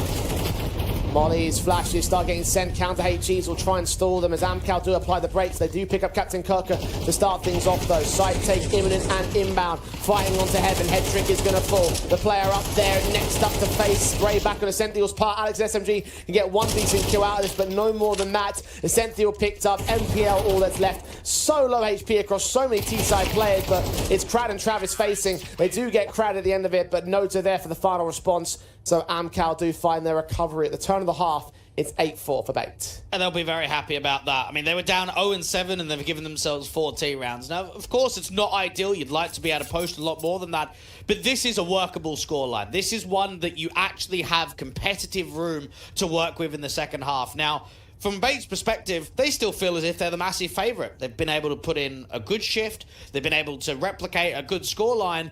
Now it's just about a top-end Tier 2 team getting those final few rounds to close out this map and make sure that they're the ones going 2-1 in the main Swiss. The second half switch has provided comebacks for the respective teams on the back foots. Of course, the 11-3 that got turned to overtime on Dust 2 with Bait on the CT side. The 7-5 advantage that Amkal took over on Mirage that Bait were able to turn back to a flawless second half and a 13-7 win. Is this CT side going to offer up similar situations for the Amkal camp? Pistols, Julie set in as they take the task in what will be a very important round. And knows to try to fate that he's rotated down from the vents towards lower. They've got a very heavy stack on A. Smoke set, here they come. Bait into the upper bomb site. Crowd with a decent double kill on MPL and Captain Kirk. They've got Travis in support. He'll go down to 71 Alex with a couple of trades, but Topo and Nota still hold their nerve. Nice lockdown defensive pistol from Amkal. Well, it's a nice pistol overall setup from Amkal. So they're going double ramp and triple A. So rather than having an outside player, they're using the heaven rotate to sort of spot, but then also come back into heaven to maintain that crossfire on A. It always helps that your first line of defense is impactful straight away. I mean, Crad is the guy at back default, and he's not even the one with Julies. He gets 2 kills instantly against the Hut players. Continues to keep contention for Amkal here. Rifle bases.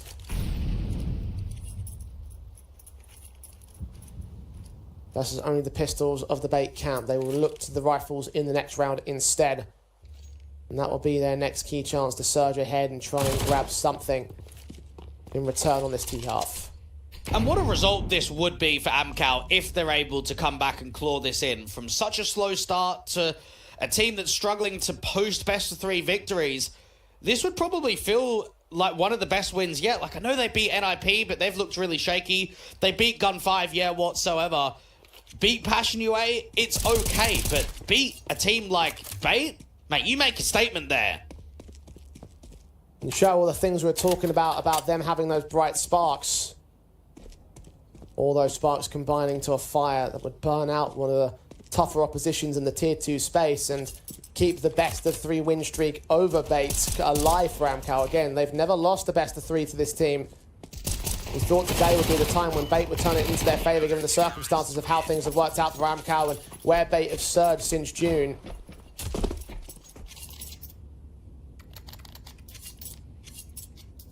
They're still 2 behind. Still no obvious victor here. Second half only just beginning here for the T side for Bait. They lose the pistol, they lose the conversion, but it was an eco conversion, so it's all about the guns. 5 AKs out to get their start. MPL, the highest rated player for Bait in the last 3 months on Nuke. Underwhelming start from him in the last map decider, not even on double digits. I wonder if we can see more impact from him on this T side, especially in the gun rounds.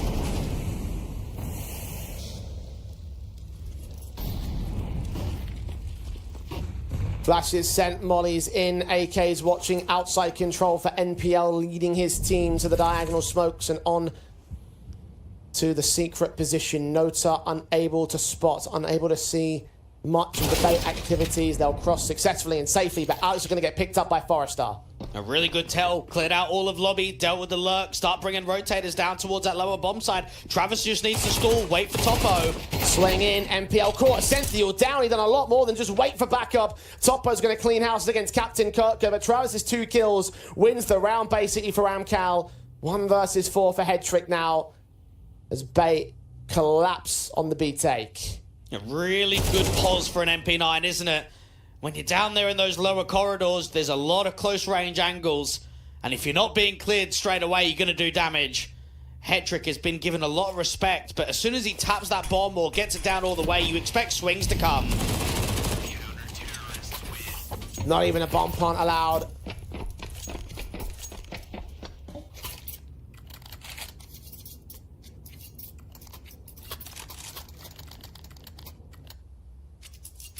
One more round in it on the lead for Bait. Amkal will indeed resurge in the early portions of this CT side. Half buy for the Bait camp. Tech 9s, Deagles. 4 Tech 9 specifically here for the T half, so we'll have that much.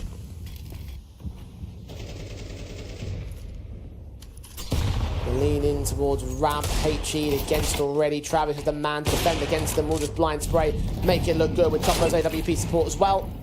And do lose 1 man, but that may be as far as it goes for the T side. I say that, Alex gets a secondary pick. A 3rd one will be lovely, but not going to happen.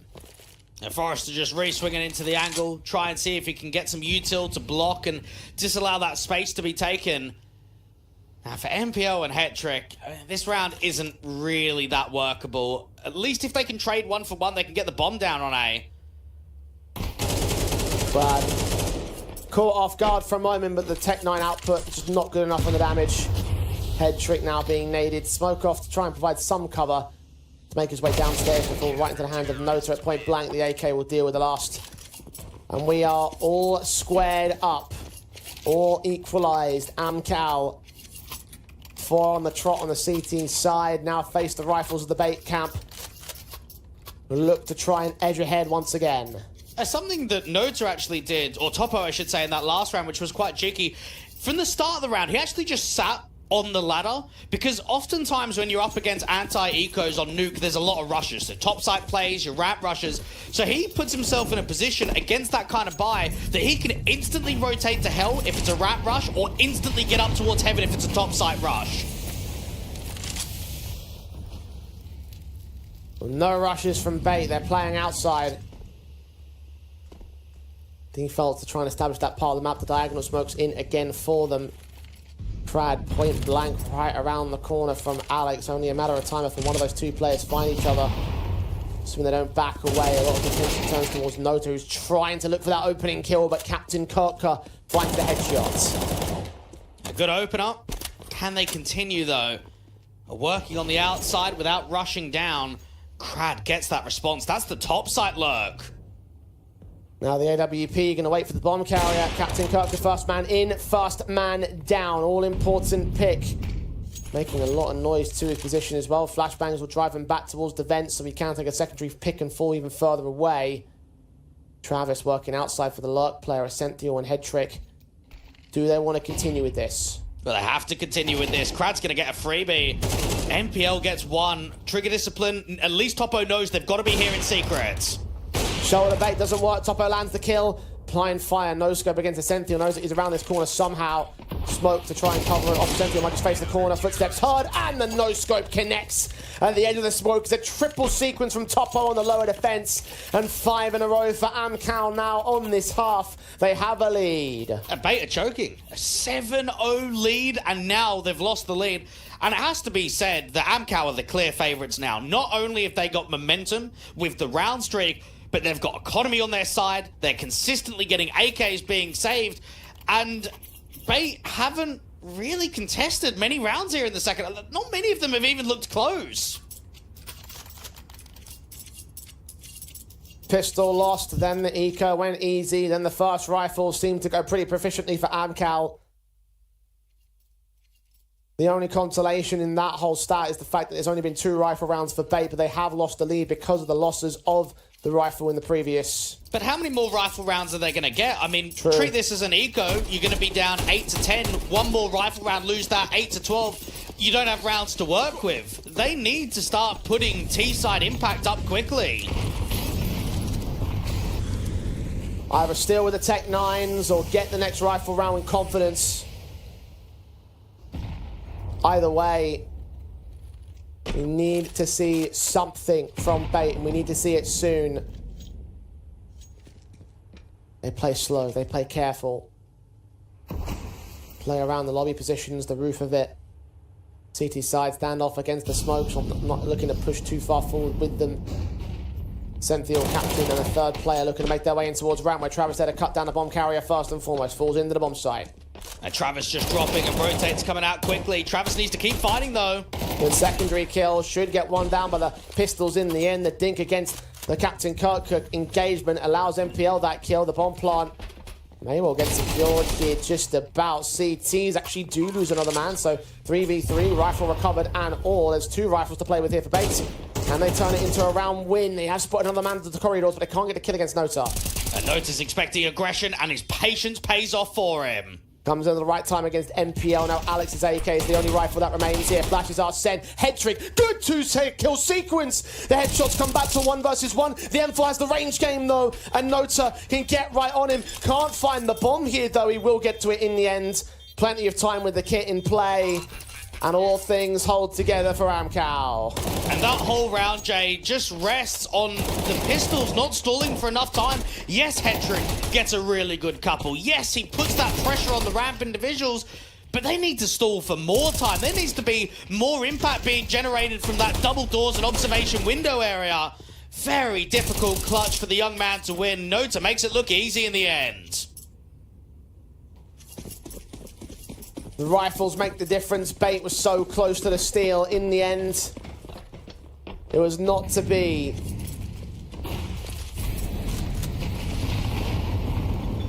And a 2-round lead ensues for the CT forces. The damage done by those Tech 9s not enough to set up a reset in the follow-up as well. So we need to see quite a bit coming out from Bait to turn the tides against. They've got their weapons though. The loss bonuses will stack up. The bomb plant's going to aid them with the 5 AKs. Downstairs into secret go 3 individuals, but how many times has Topo and Travis dealt with this play? And with 2 players down at lower, this is a good setup. The Orc can take first contact. He's going to get mollied off.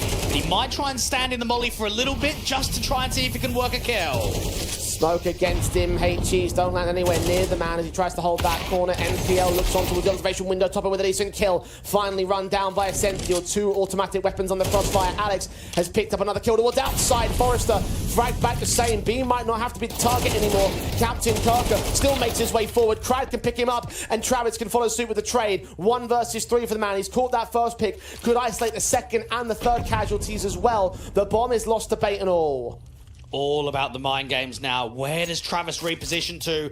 I like that he's slow playing this. He's trying to give himself another angle. They're giving away a ton of information as well towards Bait. Both sets of footsteps being heard. They're accounting for the fact that he might push in from the doorway, though.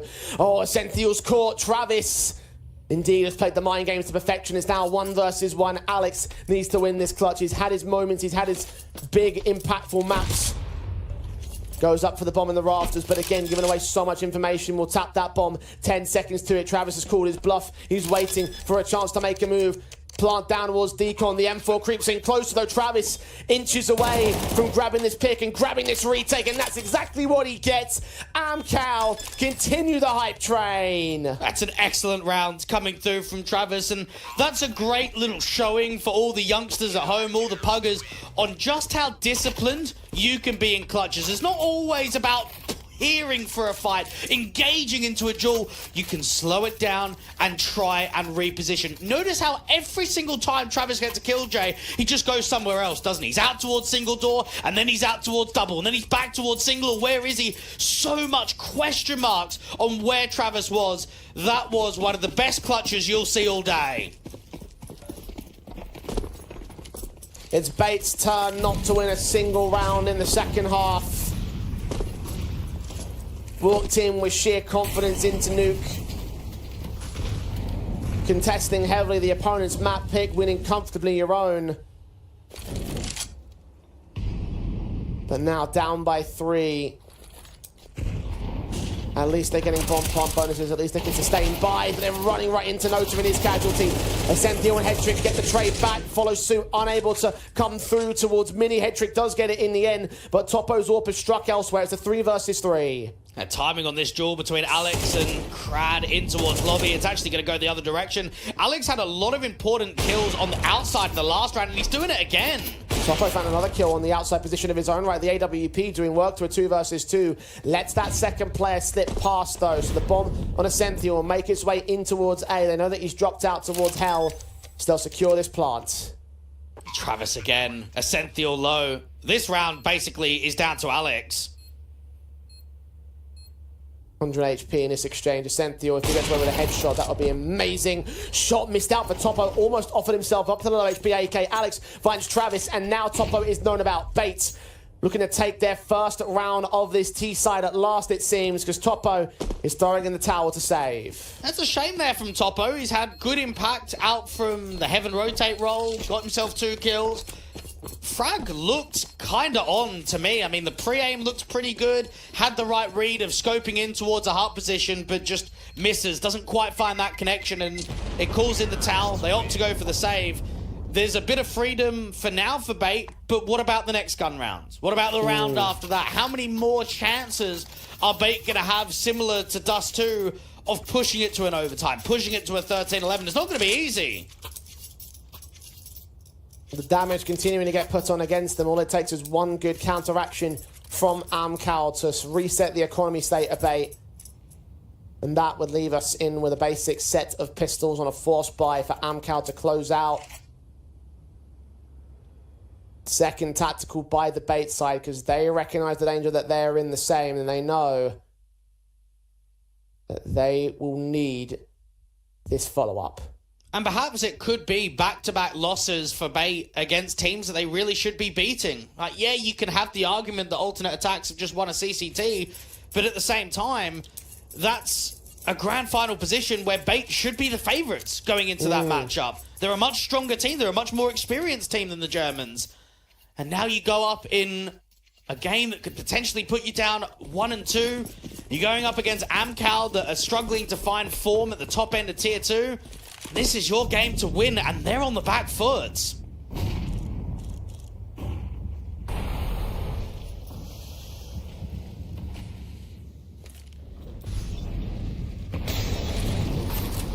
Slow to the uptake.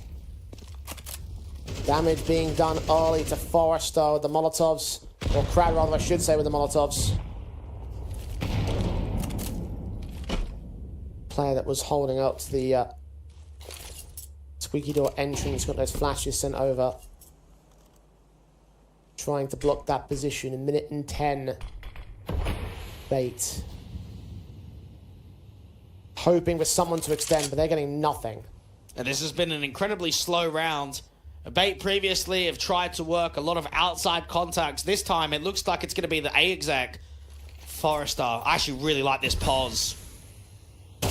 Senthiel sees his shoulder, gets his headshot. All important to start things off for Bait. They're making a lot of noise now, but they can't find a follow-up. They're going to have to go to the execution to the 5-on-4. Crad close with the AWP. Shots on the topo though, Essential picked up. Nota flanked in by MPL. Krad's found by Hedrick on the site. And Travis downstairs in the corridors is M4. Can't do much in this 1 versus 3. Bait have the site, they have the plan, and it seems like they have round 10. And when we spoke to Hedrick in the interview a couple of weeks ago here in Compass, we were asking about Essential and sort of this young player, what's he made of, and the response we keep getting is he's really sharp but inexperienced and that he'll grow into a really strong piece. Take this round as a prime example. You are down on a high-pressure round where if you lose it, you're basically just done for. And he's the one that gets that first pick, isn't he? He's the one that deals with Forrester on that off-angle in from Hut. And that's the start to the topside exec, which makes that round so successful for Bates. Tiny slither of info and contact. The shoulder seen and just instant kill for it. Wonderfully played for Essential. Step above the rest in that opening kill, and that gives Bait a chance now to equalise the scoreline, to try and take us to the victory in the end. They were at this position on Dust 2 before Amkal surged ahead to get the 12-10 and eventually the overtime on that opening map of the series. However, that will not be an option for this occasion. It's only the basic pistols on the Amkal side. Very light investment, only one man buying up to an upgrade, and Kevlar's USPs and a Deagle. Well, let's see what Forrester does with it, because it is expensive, but if he can get an opening kill and upgrade to an AK, then maybe there is threat in the round. He's playing close towards that hut position, so won't be able to do anything against the outside players. Bait.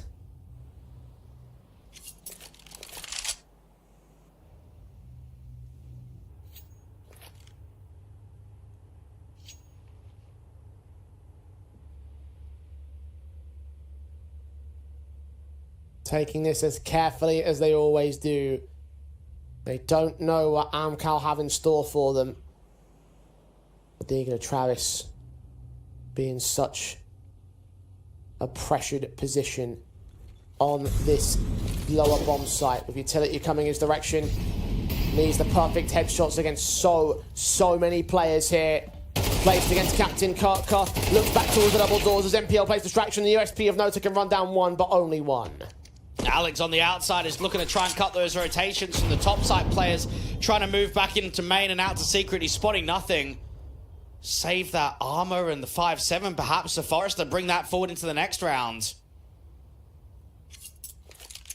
And Bait will do what they set out to do. Even up the board. Now, they set out to try and take a lead away from Amkal. Struggled in this half to start, but they are coming back alive in the later portions of Nuke. Forrester can pick up one of those players, maybe look to hold the rifle into the next round, but he's being surrounded very quickly, so got to fight on Captain Kirker next. Runs out of ammo as well, so no rifle, no AK held in by the CT forces. Bait in a very winnable position here to take this round, to reset the CT side, and to try go 13-11. I very much think that whoever wins this round just wins 13-11. I don't think we're going to OT. I know with the whole economy situation, it's easy to point that way, but just the threat of being up 12-11 I think is going to be enough.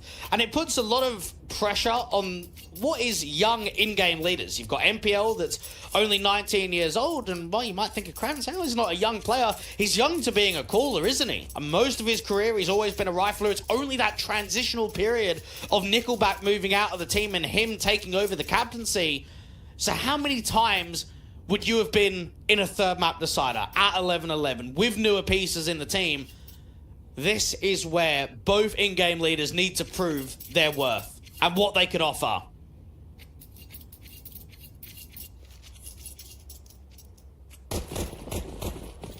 All squared up. All again. For the second time in this second half. Bait will look to edge out Amkal. Look at the AWP of Topo trying to aggress very quickly into this outside position, trying to watch for the top end of the silo. No one's revealed. They're all going outside on the lower ground. Ton of noise being made here by MPL. Can the AWPer find someone on the outside face? He may look to do so. The M4 blind spray doing some damage. And there's Topo with his engagement, looking for the second man, but Captain Kirker trades him. Just unscopes and gets a bit nervous in that moment. Captain Kirk with the spam is aided with a Sentinel towards Grad. Advantage taken thanks to it. Completely blinded.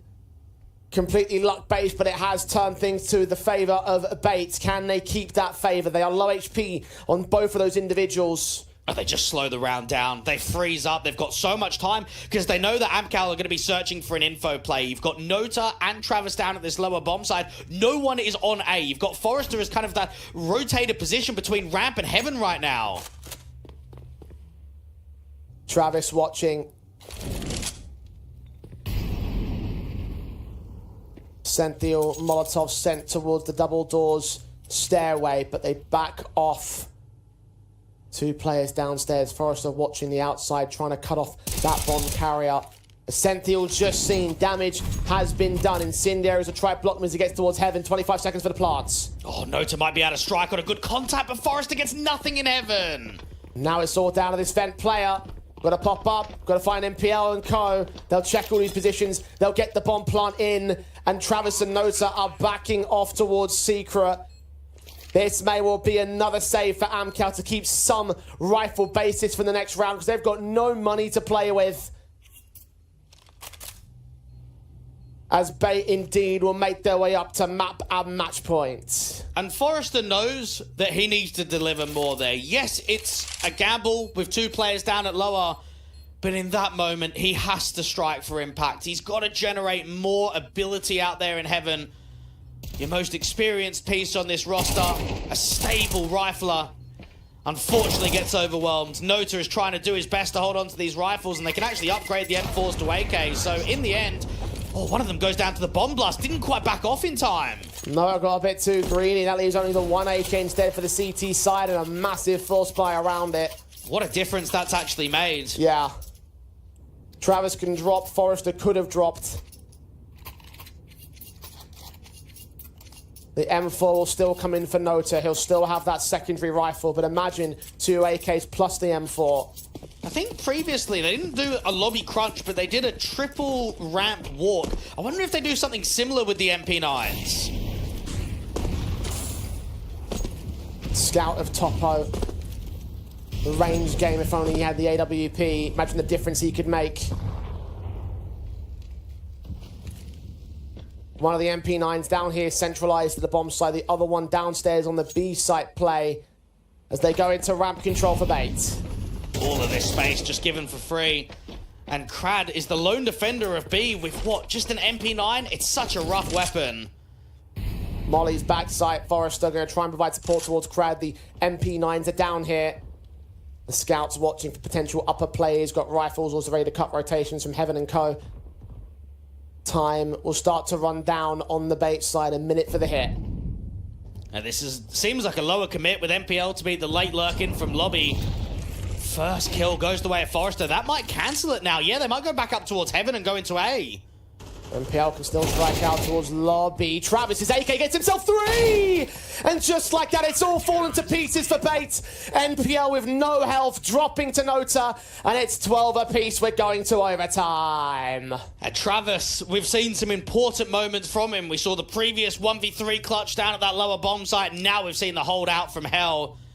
Amkal, hold on. Bait would have felt as if that chance was pretty decent for them. Indeed it is. But it wasn't to be, so we go to OT for the second time in this series. It was the case on map 1. Amkal's pick that just turned over a 16-13. Bait. The chance wasted to one man that made all the difference in the 3K sequence. The AK in the right place at the right time for the CT side will not be a luxury for the first round of this overtime as we look to close out this map. And Amkal are consistently proving that they are a difficult team to play against. We heard it in the interview from Patsy on Parivision. Even though there's a lot of victories going the other directions, they are a team that It makes it very difficult to push for victories. Opening kill. Nota drops the spam from Alex, gets even closer to the top side player. Crad to 20 points of health. He's got 2 teammates in the rafters, but his casualty will leave nothing on the lower ground. Eventually, Topo's going to get there to take his place as Crad works in the crossfire. Outside presence on the CT side is Nout. They've got Travis at least in at secret, but that's about as far as it will go on his part. Bait looking to the upper take. Now, Forrester. And this is the kind of pause that you might be able to get to. The AWP in the closed vent corner is also quite uncharacteristic. Frag found for Alex. And Forrester will follow suit on a scent deal. Advantage taken back by Amkal as Bait half-heartedly commit towards the site counter rotate into the ramp control. Will be heard of those footsteps of Forrester. So now it's down to the lower rotators. Captain Kirker moving in. Travis into the observation window. The AWP of Topo at Decon lands on head trick. Looks to lean for more, but Captain is unrevealed to the CT side. I don't think it matters too much though. It's him and MPL versus 4. They've got a late lurk outside. MPL's actually in a really good position. The problem is, where do the kills generate from? Because what are the options? He needs to get this Heaven player to rotate that bomb back into A. Needs to do it quickly. 20 seconds on the clock. MPL wary of an outside play. Forrester's wary of that outside play as well. Headshot for MPL. He's turned the tide. Now they have to commit. Incendiaries go in. Crad could still swing forward. Even though he's on 20 points of health, his teammate's been spotted. Crad makes his move. Utility core. That HG provides the kill for Captain Kirker instead. Travis known about. Headshot spray comes in for the Captain, who makes it a triple and brings in the first round of this overtime for Bait. You'd be fuming if you're Amkal there. You've put in a good line of defense on A. You've cancelled the hit. They forced them down to ramp. That's a 4v2 at one point, and you just can't hold off into the round. Good lurking ability from MPL on the timing. Even misses that molly down into the vent, which makes it more difficult to fight against the players. 1v1, but doesn't come through. Amkal will be kicking themselves. So close, but not to be in the end. Bait continue to provide the hurt. Topo does open up, but Captain Kirker again is hot on his heels. Trades to a 4 versus 4. Not going to allow this man advantage to get out of control early. Alex has been extremely solid with cutting of the rotations on this T side. We see it in lobby, towards outside, constant damage when players get caught napping. Forrester and Crad have basically deplenished all of their util. Nota's making a bit of a play aggressively outside though. Player of Captain Kirker does get caught by him, so that M4 getting an advantage in for the Amkal side once again. Can they keep it? Can they maintain it? Will Bait find their way back in from the man disadvantage once again? They're leaning into that B bomb site, bomb and all. Now Travis on an off angle, just giving himself a little strafe to the left and right. The smoke down to the window keeps obs at bay. HEs could still get thrown out here to give him a little bit of breathing room. Smoke cleared, kill found, Essential, quick response. It still is favourable to Amkal though. Bomb needs to get recovered. Needs to get committed to the bomb site. It's found at dark in the end. His head trick struggled to get there now. He will put it down. And Nota, does he strike as that bomb goes down? They've actually tried to draw the fights. They haven't actually committed to the plant here. Got Nota for it. Crad can get picked up a decon as well. And the AWP watching for the last man. Oh, Essential! Brilliant burst, a headshot and all. And 4 to his name to turn 14 up for Bait. Bro, what a round from Essential. That last kill was just nasty. Oh, yeah. This has been back-to-back rounds now that should have gone the way of Amkal. And, I mean, if you are Bait, you're now thinking, we are driving ahead, aren't we? 2 T rounds in a row. We're putting good pressure on Amkal. We're trying to tilt them. I can't believe Essential has won that. That is a huge moment. From a huge player, you mentioned him being so sharp individually. He just needs that experience there, the sharpness right there. Beautiful placements, beautiful round, a beautiful way for Bait now to try and work in the 3 map and match points. They had 1 in regulation. The AWP shot gets none out of this hut position. Essential's going to again open things up. Try to follow up towards the rafters individual. Forrester and Nota can respond. Alex going to get caught out in the open by Krad's responsive. Head trick, Sorb starts leaning in. Needs to connect this, and that's exactly what he does. On for the second man as well. Triple not quite secured. His P250's pulled out. And the M4 can capitalise on the automatic spray. Just about hold Bait at bay. Hey, you could just feel from regulation to overtime, we're getting a different game from both teams. We're getting a lot more of a sloppy, aggressive calling style there from Bay. I mean, just how desperate some of those trades are. Really good work from Travis in this overall map to try and push Amkal in the right direction. Great effort from the AWP out from Heart of Hetrick to deal with those main players coming in quickly. 14-13. Key rounds and key clutches are going to close down this map.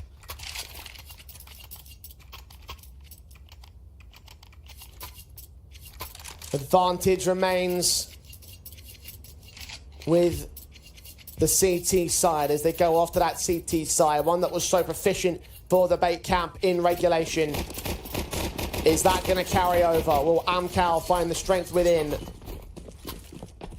When all the rifles are out to play for the second half of the overtime. Outside presence established by Nota. Got a player in mini. Doesn't quite work his way towards outside. It looked like he was going to try his hand, but not to be. They've got a double play into ramp, so this is slightly different from the defense line. AWP gets baited, but the rifle's trying to see if he can set up. They actually just start pummeling Util instead. Try and slow down that ramp rush. Flashes go over. AWP leans forward to contact, but Topo's ready for it. Advantage for Amkal. That's a good find there from Topo. That's just patience. Hetrick wanting to re-scope back into the angle, looking for the response, and he gets nothing. Amkal have got a lurk down towards outside. Everybody else is starting to regroup. Forrester has got the squeak door blown open, so he can watch out for the main and any of the aggro plays into lobby. So far, none are providing on the CT side. Alex waiting for Forrester. Essential prodding away, trying to find anything here at the Amkal side. Downstairs where they look to go. No one's on defensive there for Bait. Outside presence of MPL spotted by top of his AWP can engage. Alex gets one, drops into the bench. There's a lot of players in and around him. How much can Alex find? Only one more kill. Essential needs to try and multi up here, but he gets seen straight away in the rafters and dealt with. What a round this has been from Topo. I am so surprised that Amkal turned that back. I genuinely thought with utility core in hand he was going to get one kill out of the CT basis, but not to be. Captain Kirka, 1v3. That HG is going to go close towards Topo, but it will not get a kill against him. The AWP still watching the edge of the smoke and will connect Topo. A massive round, a quadra for him. And 14 apiece as Amkal continue to contest. And you know, the veteran players there from Bait let me down. First off, you've got Hetrick re-scoping into the angle. Okay, it happens, you lose the fight. MPL has jiggled outside, seen the AWPer, and then jiggled again. You can't make those mistakes against an AWPer like Topo.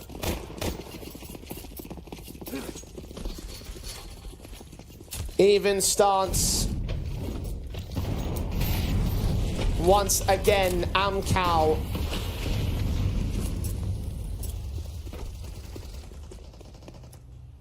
taking early damage to their crosses outside. Forrester and Nota and even Krad taking some flak back through the smoke. Travis caught dead to rights to start things off, so advantage for Bait. Krad, just think this outside position has to be slow. Has to be very careful on where they find that response from. Hetrick is posted. But this whole round, it just gets so silent, doesn't it? Like, it doesn't feel like either team's offering much here.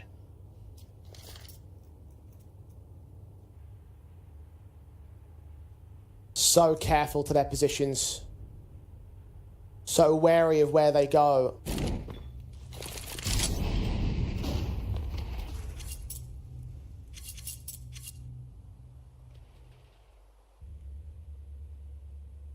.40 seconds on the clock.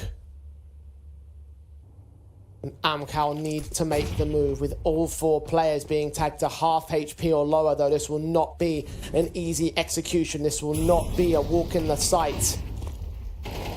Flash is sent. Orps and AK's leaning. Captain Kirko with 1. Trav with a responsive. Sentinels on the backside. Easy pickings for him. Nota responds. Goes back for the bomb. But 3 more to deal with. They know exactly where he is. They'll move against him. And that bomb plant is the best thing he looks to get out of this round. Indeed, MPL closes and Bait are back on match point. And it was a very cheeky setup there for Bait, because typically speaking, the common top site holds is that you have a door player and you have a hut player. Now, right there, both players are kind of the hut player. They've got a huge bait and switch out on reverse default. You've got Captain Kirko, who's the guy taking contact in the left and the right-hand side, and then Essential, who's just not really peeking. He's kind of waiting for them to get him to be overlooked and then can strike for a lot. Bait up to series point. Now, this is the moment to close. This is the one. This is the ticket.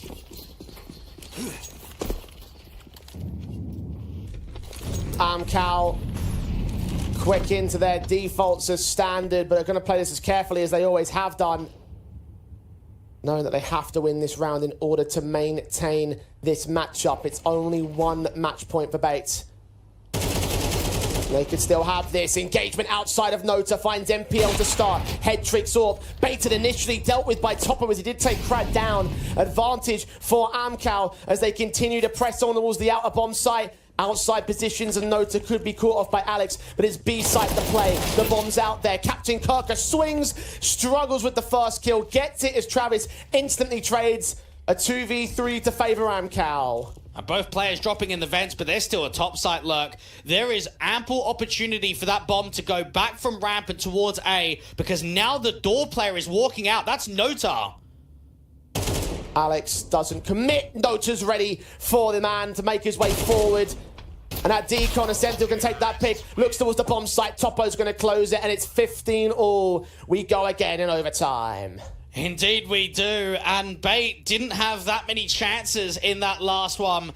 Really good positioning from Nota. Walking through from the squeak door, allowing himself to drop in the vent, catching that timing, and then eventually working the 3v1 in their favor. 15-15. This series has actually been a lot more competitive than what I assumed. Bait are the heavy favourites. Amkal's consistency has been shaky. But in this isolated best of 3, OT on map 1, double OT in map 3, it has been a challenge. It's been a threat, and both teams are looking to try and get themselves 2-1 up here in the main Swiss. Get themselves in a driving position for the playoffs. Give themselves a good seed. Don't go down to that scary 1 and 2 bracket with teams like Sashi and Bleed. AWP on the upgrade from Hetrick, not running the double AWPs. Travis, quick to get himself out towards lobby. Now there is a lot of workability for a top side play. You've got aggressive play on the outside. MPL just sends it from the back of T-Red to the front side of it with a flash. He gets caught and dealt with. Forrester is maintaining aggression in from lobby, but Alex is trying to do the same in the opposite direction. Rather than through ramp room, it's through squeak door when the smoke starts to clear. He's hugging himself. Captain Kirker aggressive out towards Hut, loses the fight. And all of these aggressive approaches are just being cancelled. Essential, you imagine, is going to get dropped by the AWP. Alex should get dropped. Timing is good for him, but everything is falling apart. This has been an excellent default from Amkal. Bait just continue to make info play after info play and just lose player after player. Essential, Hetrick in the 2v5. Even the AWP is being mollied out from the backside, gets forced in the open. That trade is easy for Crad. Essential now is just in an unwinnable position. And the young man has been critical in some of these rounds. Good player at late round situation, a lot of multi-fragging ability. But in this one here, this is probably the most comfortable OT round we've seen yet. Great start for Amkal. Once again, into the OT, Amkal edge ahead. They are overwhelmed quick. And the odds turn back against their form. Even Essential trying for a cheeky play on the side. That's not going to happen. Advantage for the opposition. Bait will continue to insert themselves into this round, though. cannot let Amkal get to map and match point. And Bait, I wonder if they're just feeling in their own heads a little bit. Should have closed. Should have been finished by the first OT. Doesn't happen. Go into the first round of the next overtime, and it's just a bit of a head scratcher. You get punished straight away. Are they tilting? Are they losing that mental battle? Alex up against the top site util. This looks to be pretty quick for the top site here. Flashes up, Crad moving on. Forrester catching Alex first and foremost. Secondary kill, lesser so. Captain Kirker tries to hold the back lines. In the end, he's overwhelmed as Amkal springing to life again here in the second round of the overtime. Even Forrester towards outside, dealing with Headtrick. Ascenthio is once again left alone. And Topo looks really good. I think he's had a pretty mid-series overall. I don't think we've seen some huge pop-off performances from him. I'd even say for the majority of regulation, he was quite average. But here in OT, we are getting X Factor, and we are getting good clinical trades that are leading to round victories for Amkal. Edging ahead by 2. Okay, the last man as well. Nota hunting him down, ensuring nothing stays in for the CT side. Of course, they can buy in the next one. It doesn't matter too much, but just the confidence of mind of what Amkal are playing at the moment. They are just constantly overwhelming Bait. Early round, mid-round, late round, post-round, all of it coming up Amkal now. Bait struggle to find a response, and they could go down 0-3 here in OT. That's the death wish, isn't it? Especially on a map like Nuke. No map, no half. Do you want to go 0-3 on OT? Bait need to just get one CT round. Forrester maintaining the top side util, but it's fast and aggressive from Nota outside. Everybody else is being silent and walking those. They might only think it's one down here at lower. Headtrick picks up Nota and does fall completely far away, but with nothing else being shown towards outside or inside at lobby, the information still looks to indicate at least a passive position from that AWP player. But downstairs is certainly the target. Let's see what Forrester's luck can do here. The boost up will allow the AWP to look on from Topo, but not spot where Headtrick is. Now this late lurk on the top side is going to be so important to the round from Forrester, because he needs to get the timing right on either fighting against the ramp players or fighting against that vent rotation. The Molotov sent out towards the double doors, so Headtrick will reposition to expect him to come in from that angle. Decon could also be a concern. Flashes are up. Travis revealed that Headtrick doesn't quite hit the headshot against him. Molotovs will make sure he can't peek back in from that doorway. He'll reposition for the other one instead. Essential does catch that lurker. Forrester's fallen to a 5-on-3. Bates continue to hold the advantage. The bomb site has been gained. The plant should go with it. Oh, Travis up close, looking to try and fight against the ramp players. He needs to follow up against Headtrick. He's lost Krads. Now it's just him and Topo. Up on Topo. Now Travis is all alone. Found by MPL as Bait turned the tides back on to a 16th on the CT board. And made that retake look pretty comfortable. That was a good showing towards the tail end there from Bait. It's just that once you start getting into OT like this, it's anybody's game. You can't really call who's at the advantage. Even if it's 2 T rounds against 2 CT rounds, it doesn't really matter. It is the here and now of the X factor of some of the clutches and the late round positions. Again, Jay, I actually am surprised with how competitive this game has been. I think you can judge it with how the previous head-to-head history has been and where Amkal have been at previous times, but with the form that Bait have been on against the weakened form that Amkal have been on, there's no way that this should really be going 3 maps and be going double OTs and maybe a triple OT. This is the kind of game that's a leg up for Bait.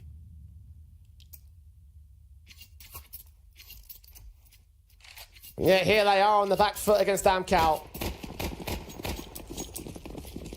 History between these two sides always favouring Bait's opponents. Bait felt like they were in prime position to try and take this, and to think that there's possibilities of how the 2-0 could have worked up, if that Dust 2 had gone a little bit more differently.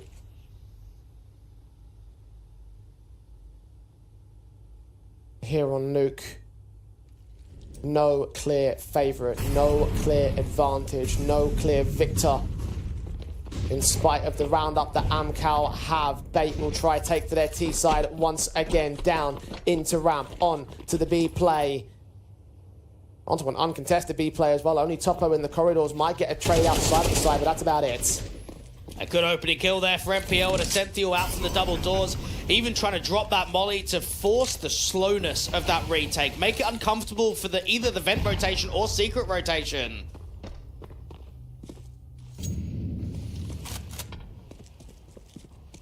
Man up for bait. Amkal want nothing to do with a retake here.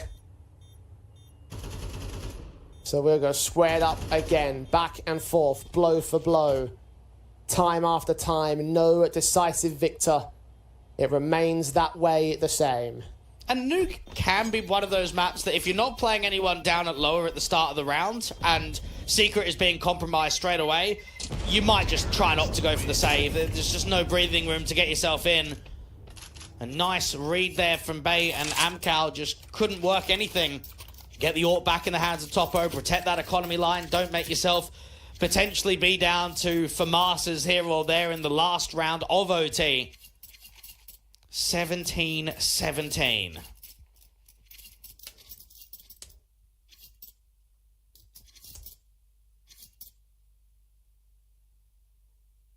Tacticals called in by Amkal.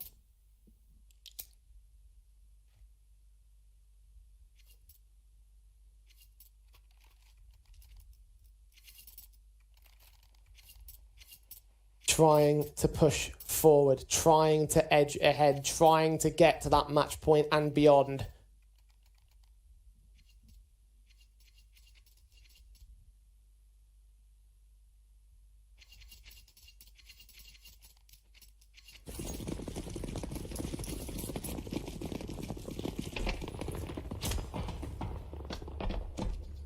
Orps in for Topo and Headtrick. Two guys that can make differences in the right circumstances. Bait smokes towards outside, blocking off Mini, all sorts to block. And Nota spots nothing on that diag. The spam doesn't even really reward anything either. Travis is down towards lower quickly from Secret, so can defend against the majority of the outside players.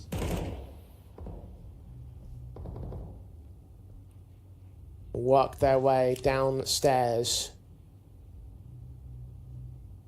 Deal. Crack angle spotted. Travis takes damage, but he puts that smoke in to block Bait's progress. It still gets dinked, so it's actually pretty good work there from Bait. Ascentio is going to maintain and actually get the spam when Travis tries to go back to the HE. Advantage established for the T side.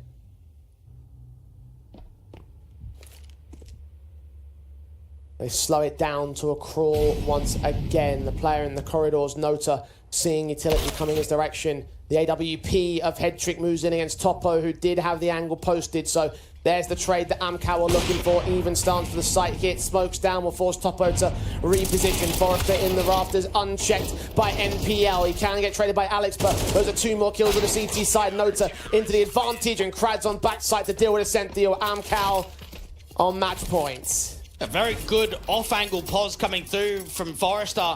It gets traded 1-for-1, but it buys time for the rotation, doesn't it? With Topo out there in the lockers, with Crowd at the backside, with Forrester up there, it means that you basically have three players defending A. Bait put pressure down towards lower, and they'll even be frustrated. I mean, that's an opening kill against Travis. That should be the ticket to being able to get to series point first.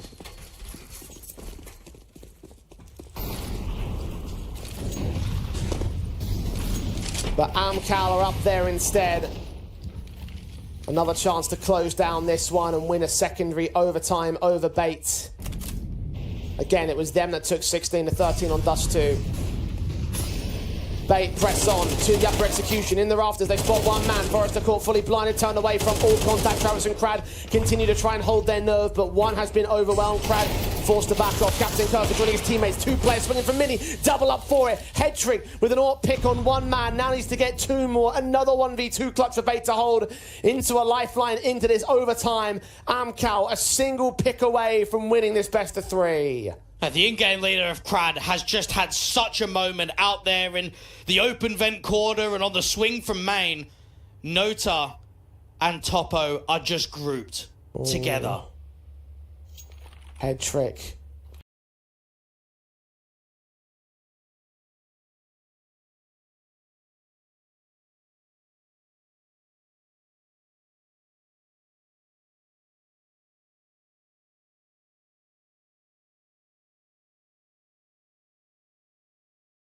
And this is extremely positive for Amkal. This has been a team in flux, a team struggling to hold their spot towards the higher end of Tier 2 and to just overall get series victories. Now they've been able to be a top title contender in Tier 2. They've got to be so happy with the result today. Indeed they have. I mean, look, it wasn't the easiest affair. Both of their map wins were in overtime. So again, we're seeing bright sparks, great potential moments, eventually converting into map wins, but not that greatness that Amkal were at in terms of being a high-end Tier 2 team. So look, there's still a little bit to work on in my eyes, but you are right about the victory. It's a huge one that boosts them up for Compass going into the 2-1 and matches. Now Amkal are going to have 2 opportunities to make it back into the playoffs of this event. So I'm encouraged by what I've seen today, at least a little bit. Oh, it's massive, bro. Like, I feel like you're super underplaying this. This is a brand new AWPer and 2 new inexperienced players joining up against a core. Like, getting a victory against Bait is massive. Like, I know it's a derby matchup in that we've been able to see it a little bit in the past, but it's so difficult to push results earlier on when you make these drastic changes and some of them being forced of your AWPer going to Cloud9. This is so much bigger than I think you make it seem, Jay. I mean, look, it's an absolute credit to the core for continuing to maintain the best-of-3 win streak over Bait. Again, that's now 3 best-of-3s that Amkal have taken in this particular rivalry, and the kind of examples can certainly show exactly how far that they can go in terms of, again, the potential being brought out for it. But you mentioned as well the stylistic potential as the derby situations and whether or not Amkal are going to produce these results again. Because look, as we said before, they've got some good victories under their belts, but nothing that is super consistent. So I'm still questioning whether or not this is one of those surges ahead that shows exactly what Amkal can do and not where they're going to hold in terms of the Tier 2 space. I don't deny it's a hell of a victory. That much is certainly the case, but I want to see that again, and I want to see it again and again from Amkal because they've proven that they can do it. Yeah, no, I'm with you completely. And I'm sure that we can only get a bit more of an example in the next few weeks, right, to see are they playoff bound? Because getting yourself up 2-1, it feels like you're almost there. Well, let's find how close they are to being there, with Crad now joining us on the other end of the line to talk about the series victory. Congratulations to you, my man. Look, I don't know, something wrong with for you, beating out the Bait. Sound. Something's wrong. Okay, so he can't hear us at the moment. We'll get I can hear only as Dwek. best as we can. You can hear only What is going Dwek. on there? Okay, well, Dwek, you figured out the interview then. Crad, we can start with this one. How do you look at the victory today? It was a tough series. I mean, OT on map 1, OT on map 3. Probably should have closed us to a bit earlier than you did. What are your thoughts on it? Oh, I don't know. We are just loading. It was like good opponent to train, to feel ourselves in officials, and I don't know. We are just getting experience as a team and as a players, like because like we are a really young team. That's what can I say. I want to ask about Topo, because I felt like for the most part of this series, he had like a bit of an average performance, felt like he was hitting some key jewels here or there. He gets into overtime on Nuke, and he's just like a different player. He can take over. Have you felt that in series and best of threes, that there are just moments where he can just outclass everyone? Yeah, of course. Like he's that kind of snipers. He can like demolish everyone, but he need more confidence. Like more experience against good teams, and he'll like destroy everyone. And he need time like to like, because a lot of new information for him, because he didn't play like in good teams, and it's a bit brainstorm like in his head, and he need time for sure. And of course, like I think he just tired because winning losing rounds, and in the end he just like becoming crazy and kill everyone in the crucial we casted situations. both your games. Yeah, we casted both of your games against Paravision and Passion. I think what has to be said was that you probably should have won that first one against Paravision. Looked to be quite comfortable against Passion. And then today you get another series against Bait. Does it feel like you're getting close to now getting a bit of a streak going? Because I think there's been a lot of losses recently. Does it feel as if in this tournament you can actually show that you can be a bit of a title contender, that you can go deep into a playoff run?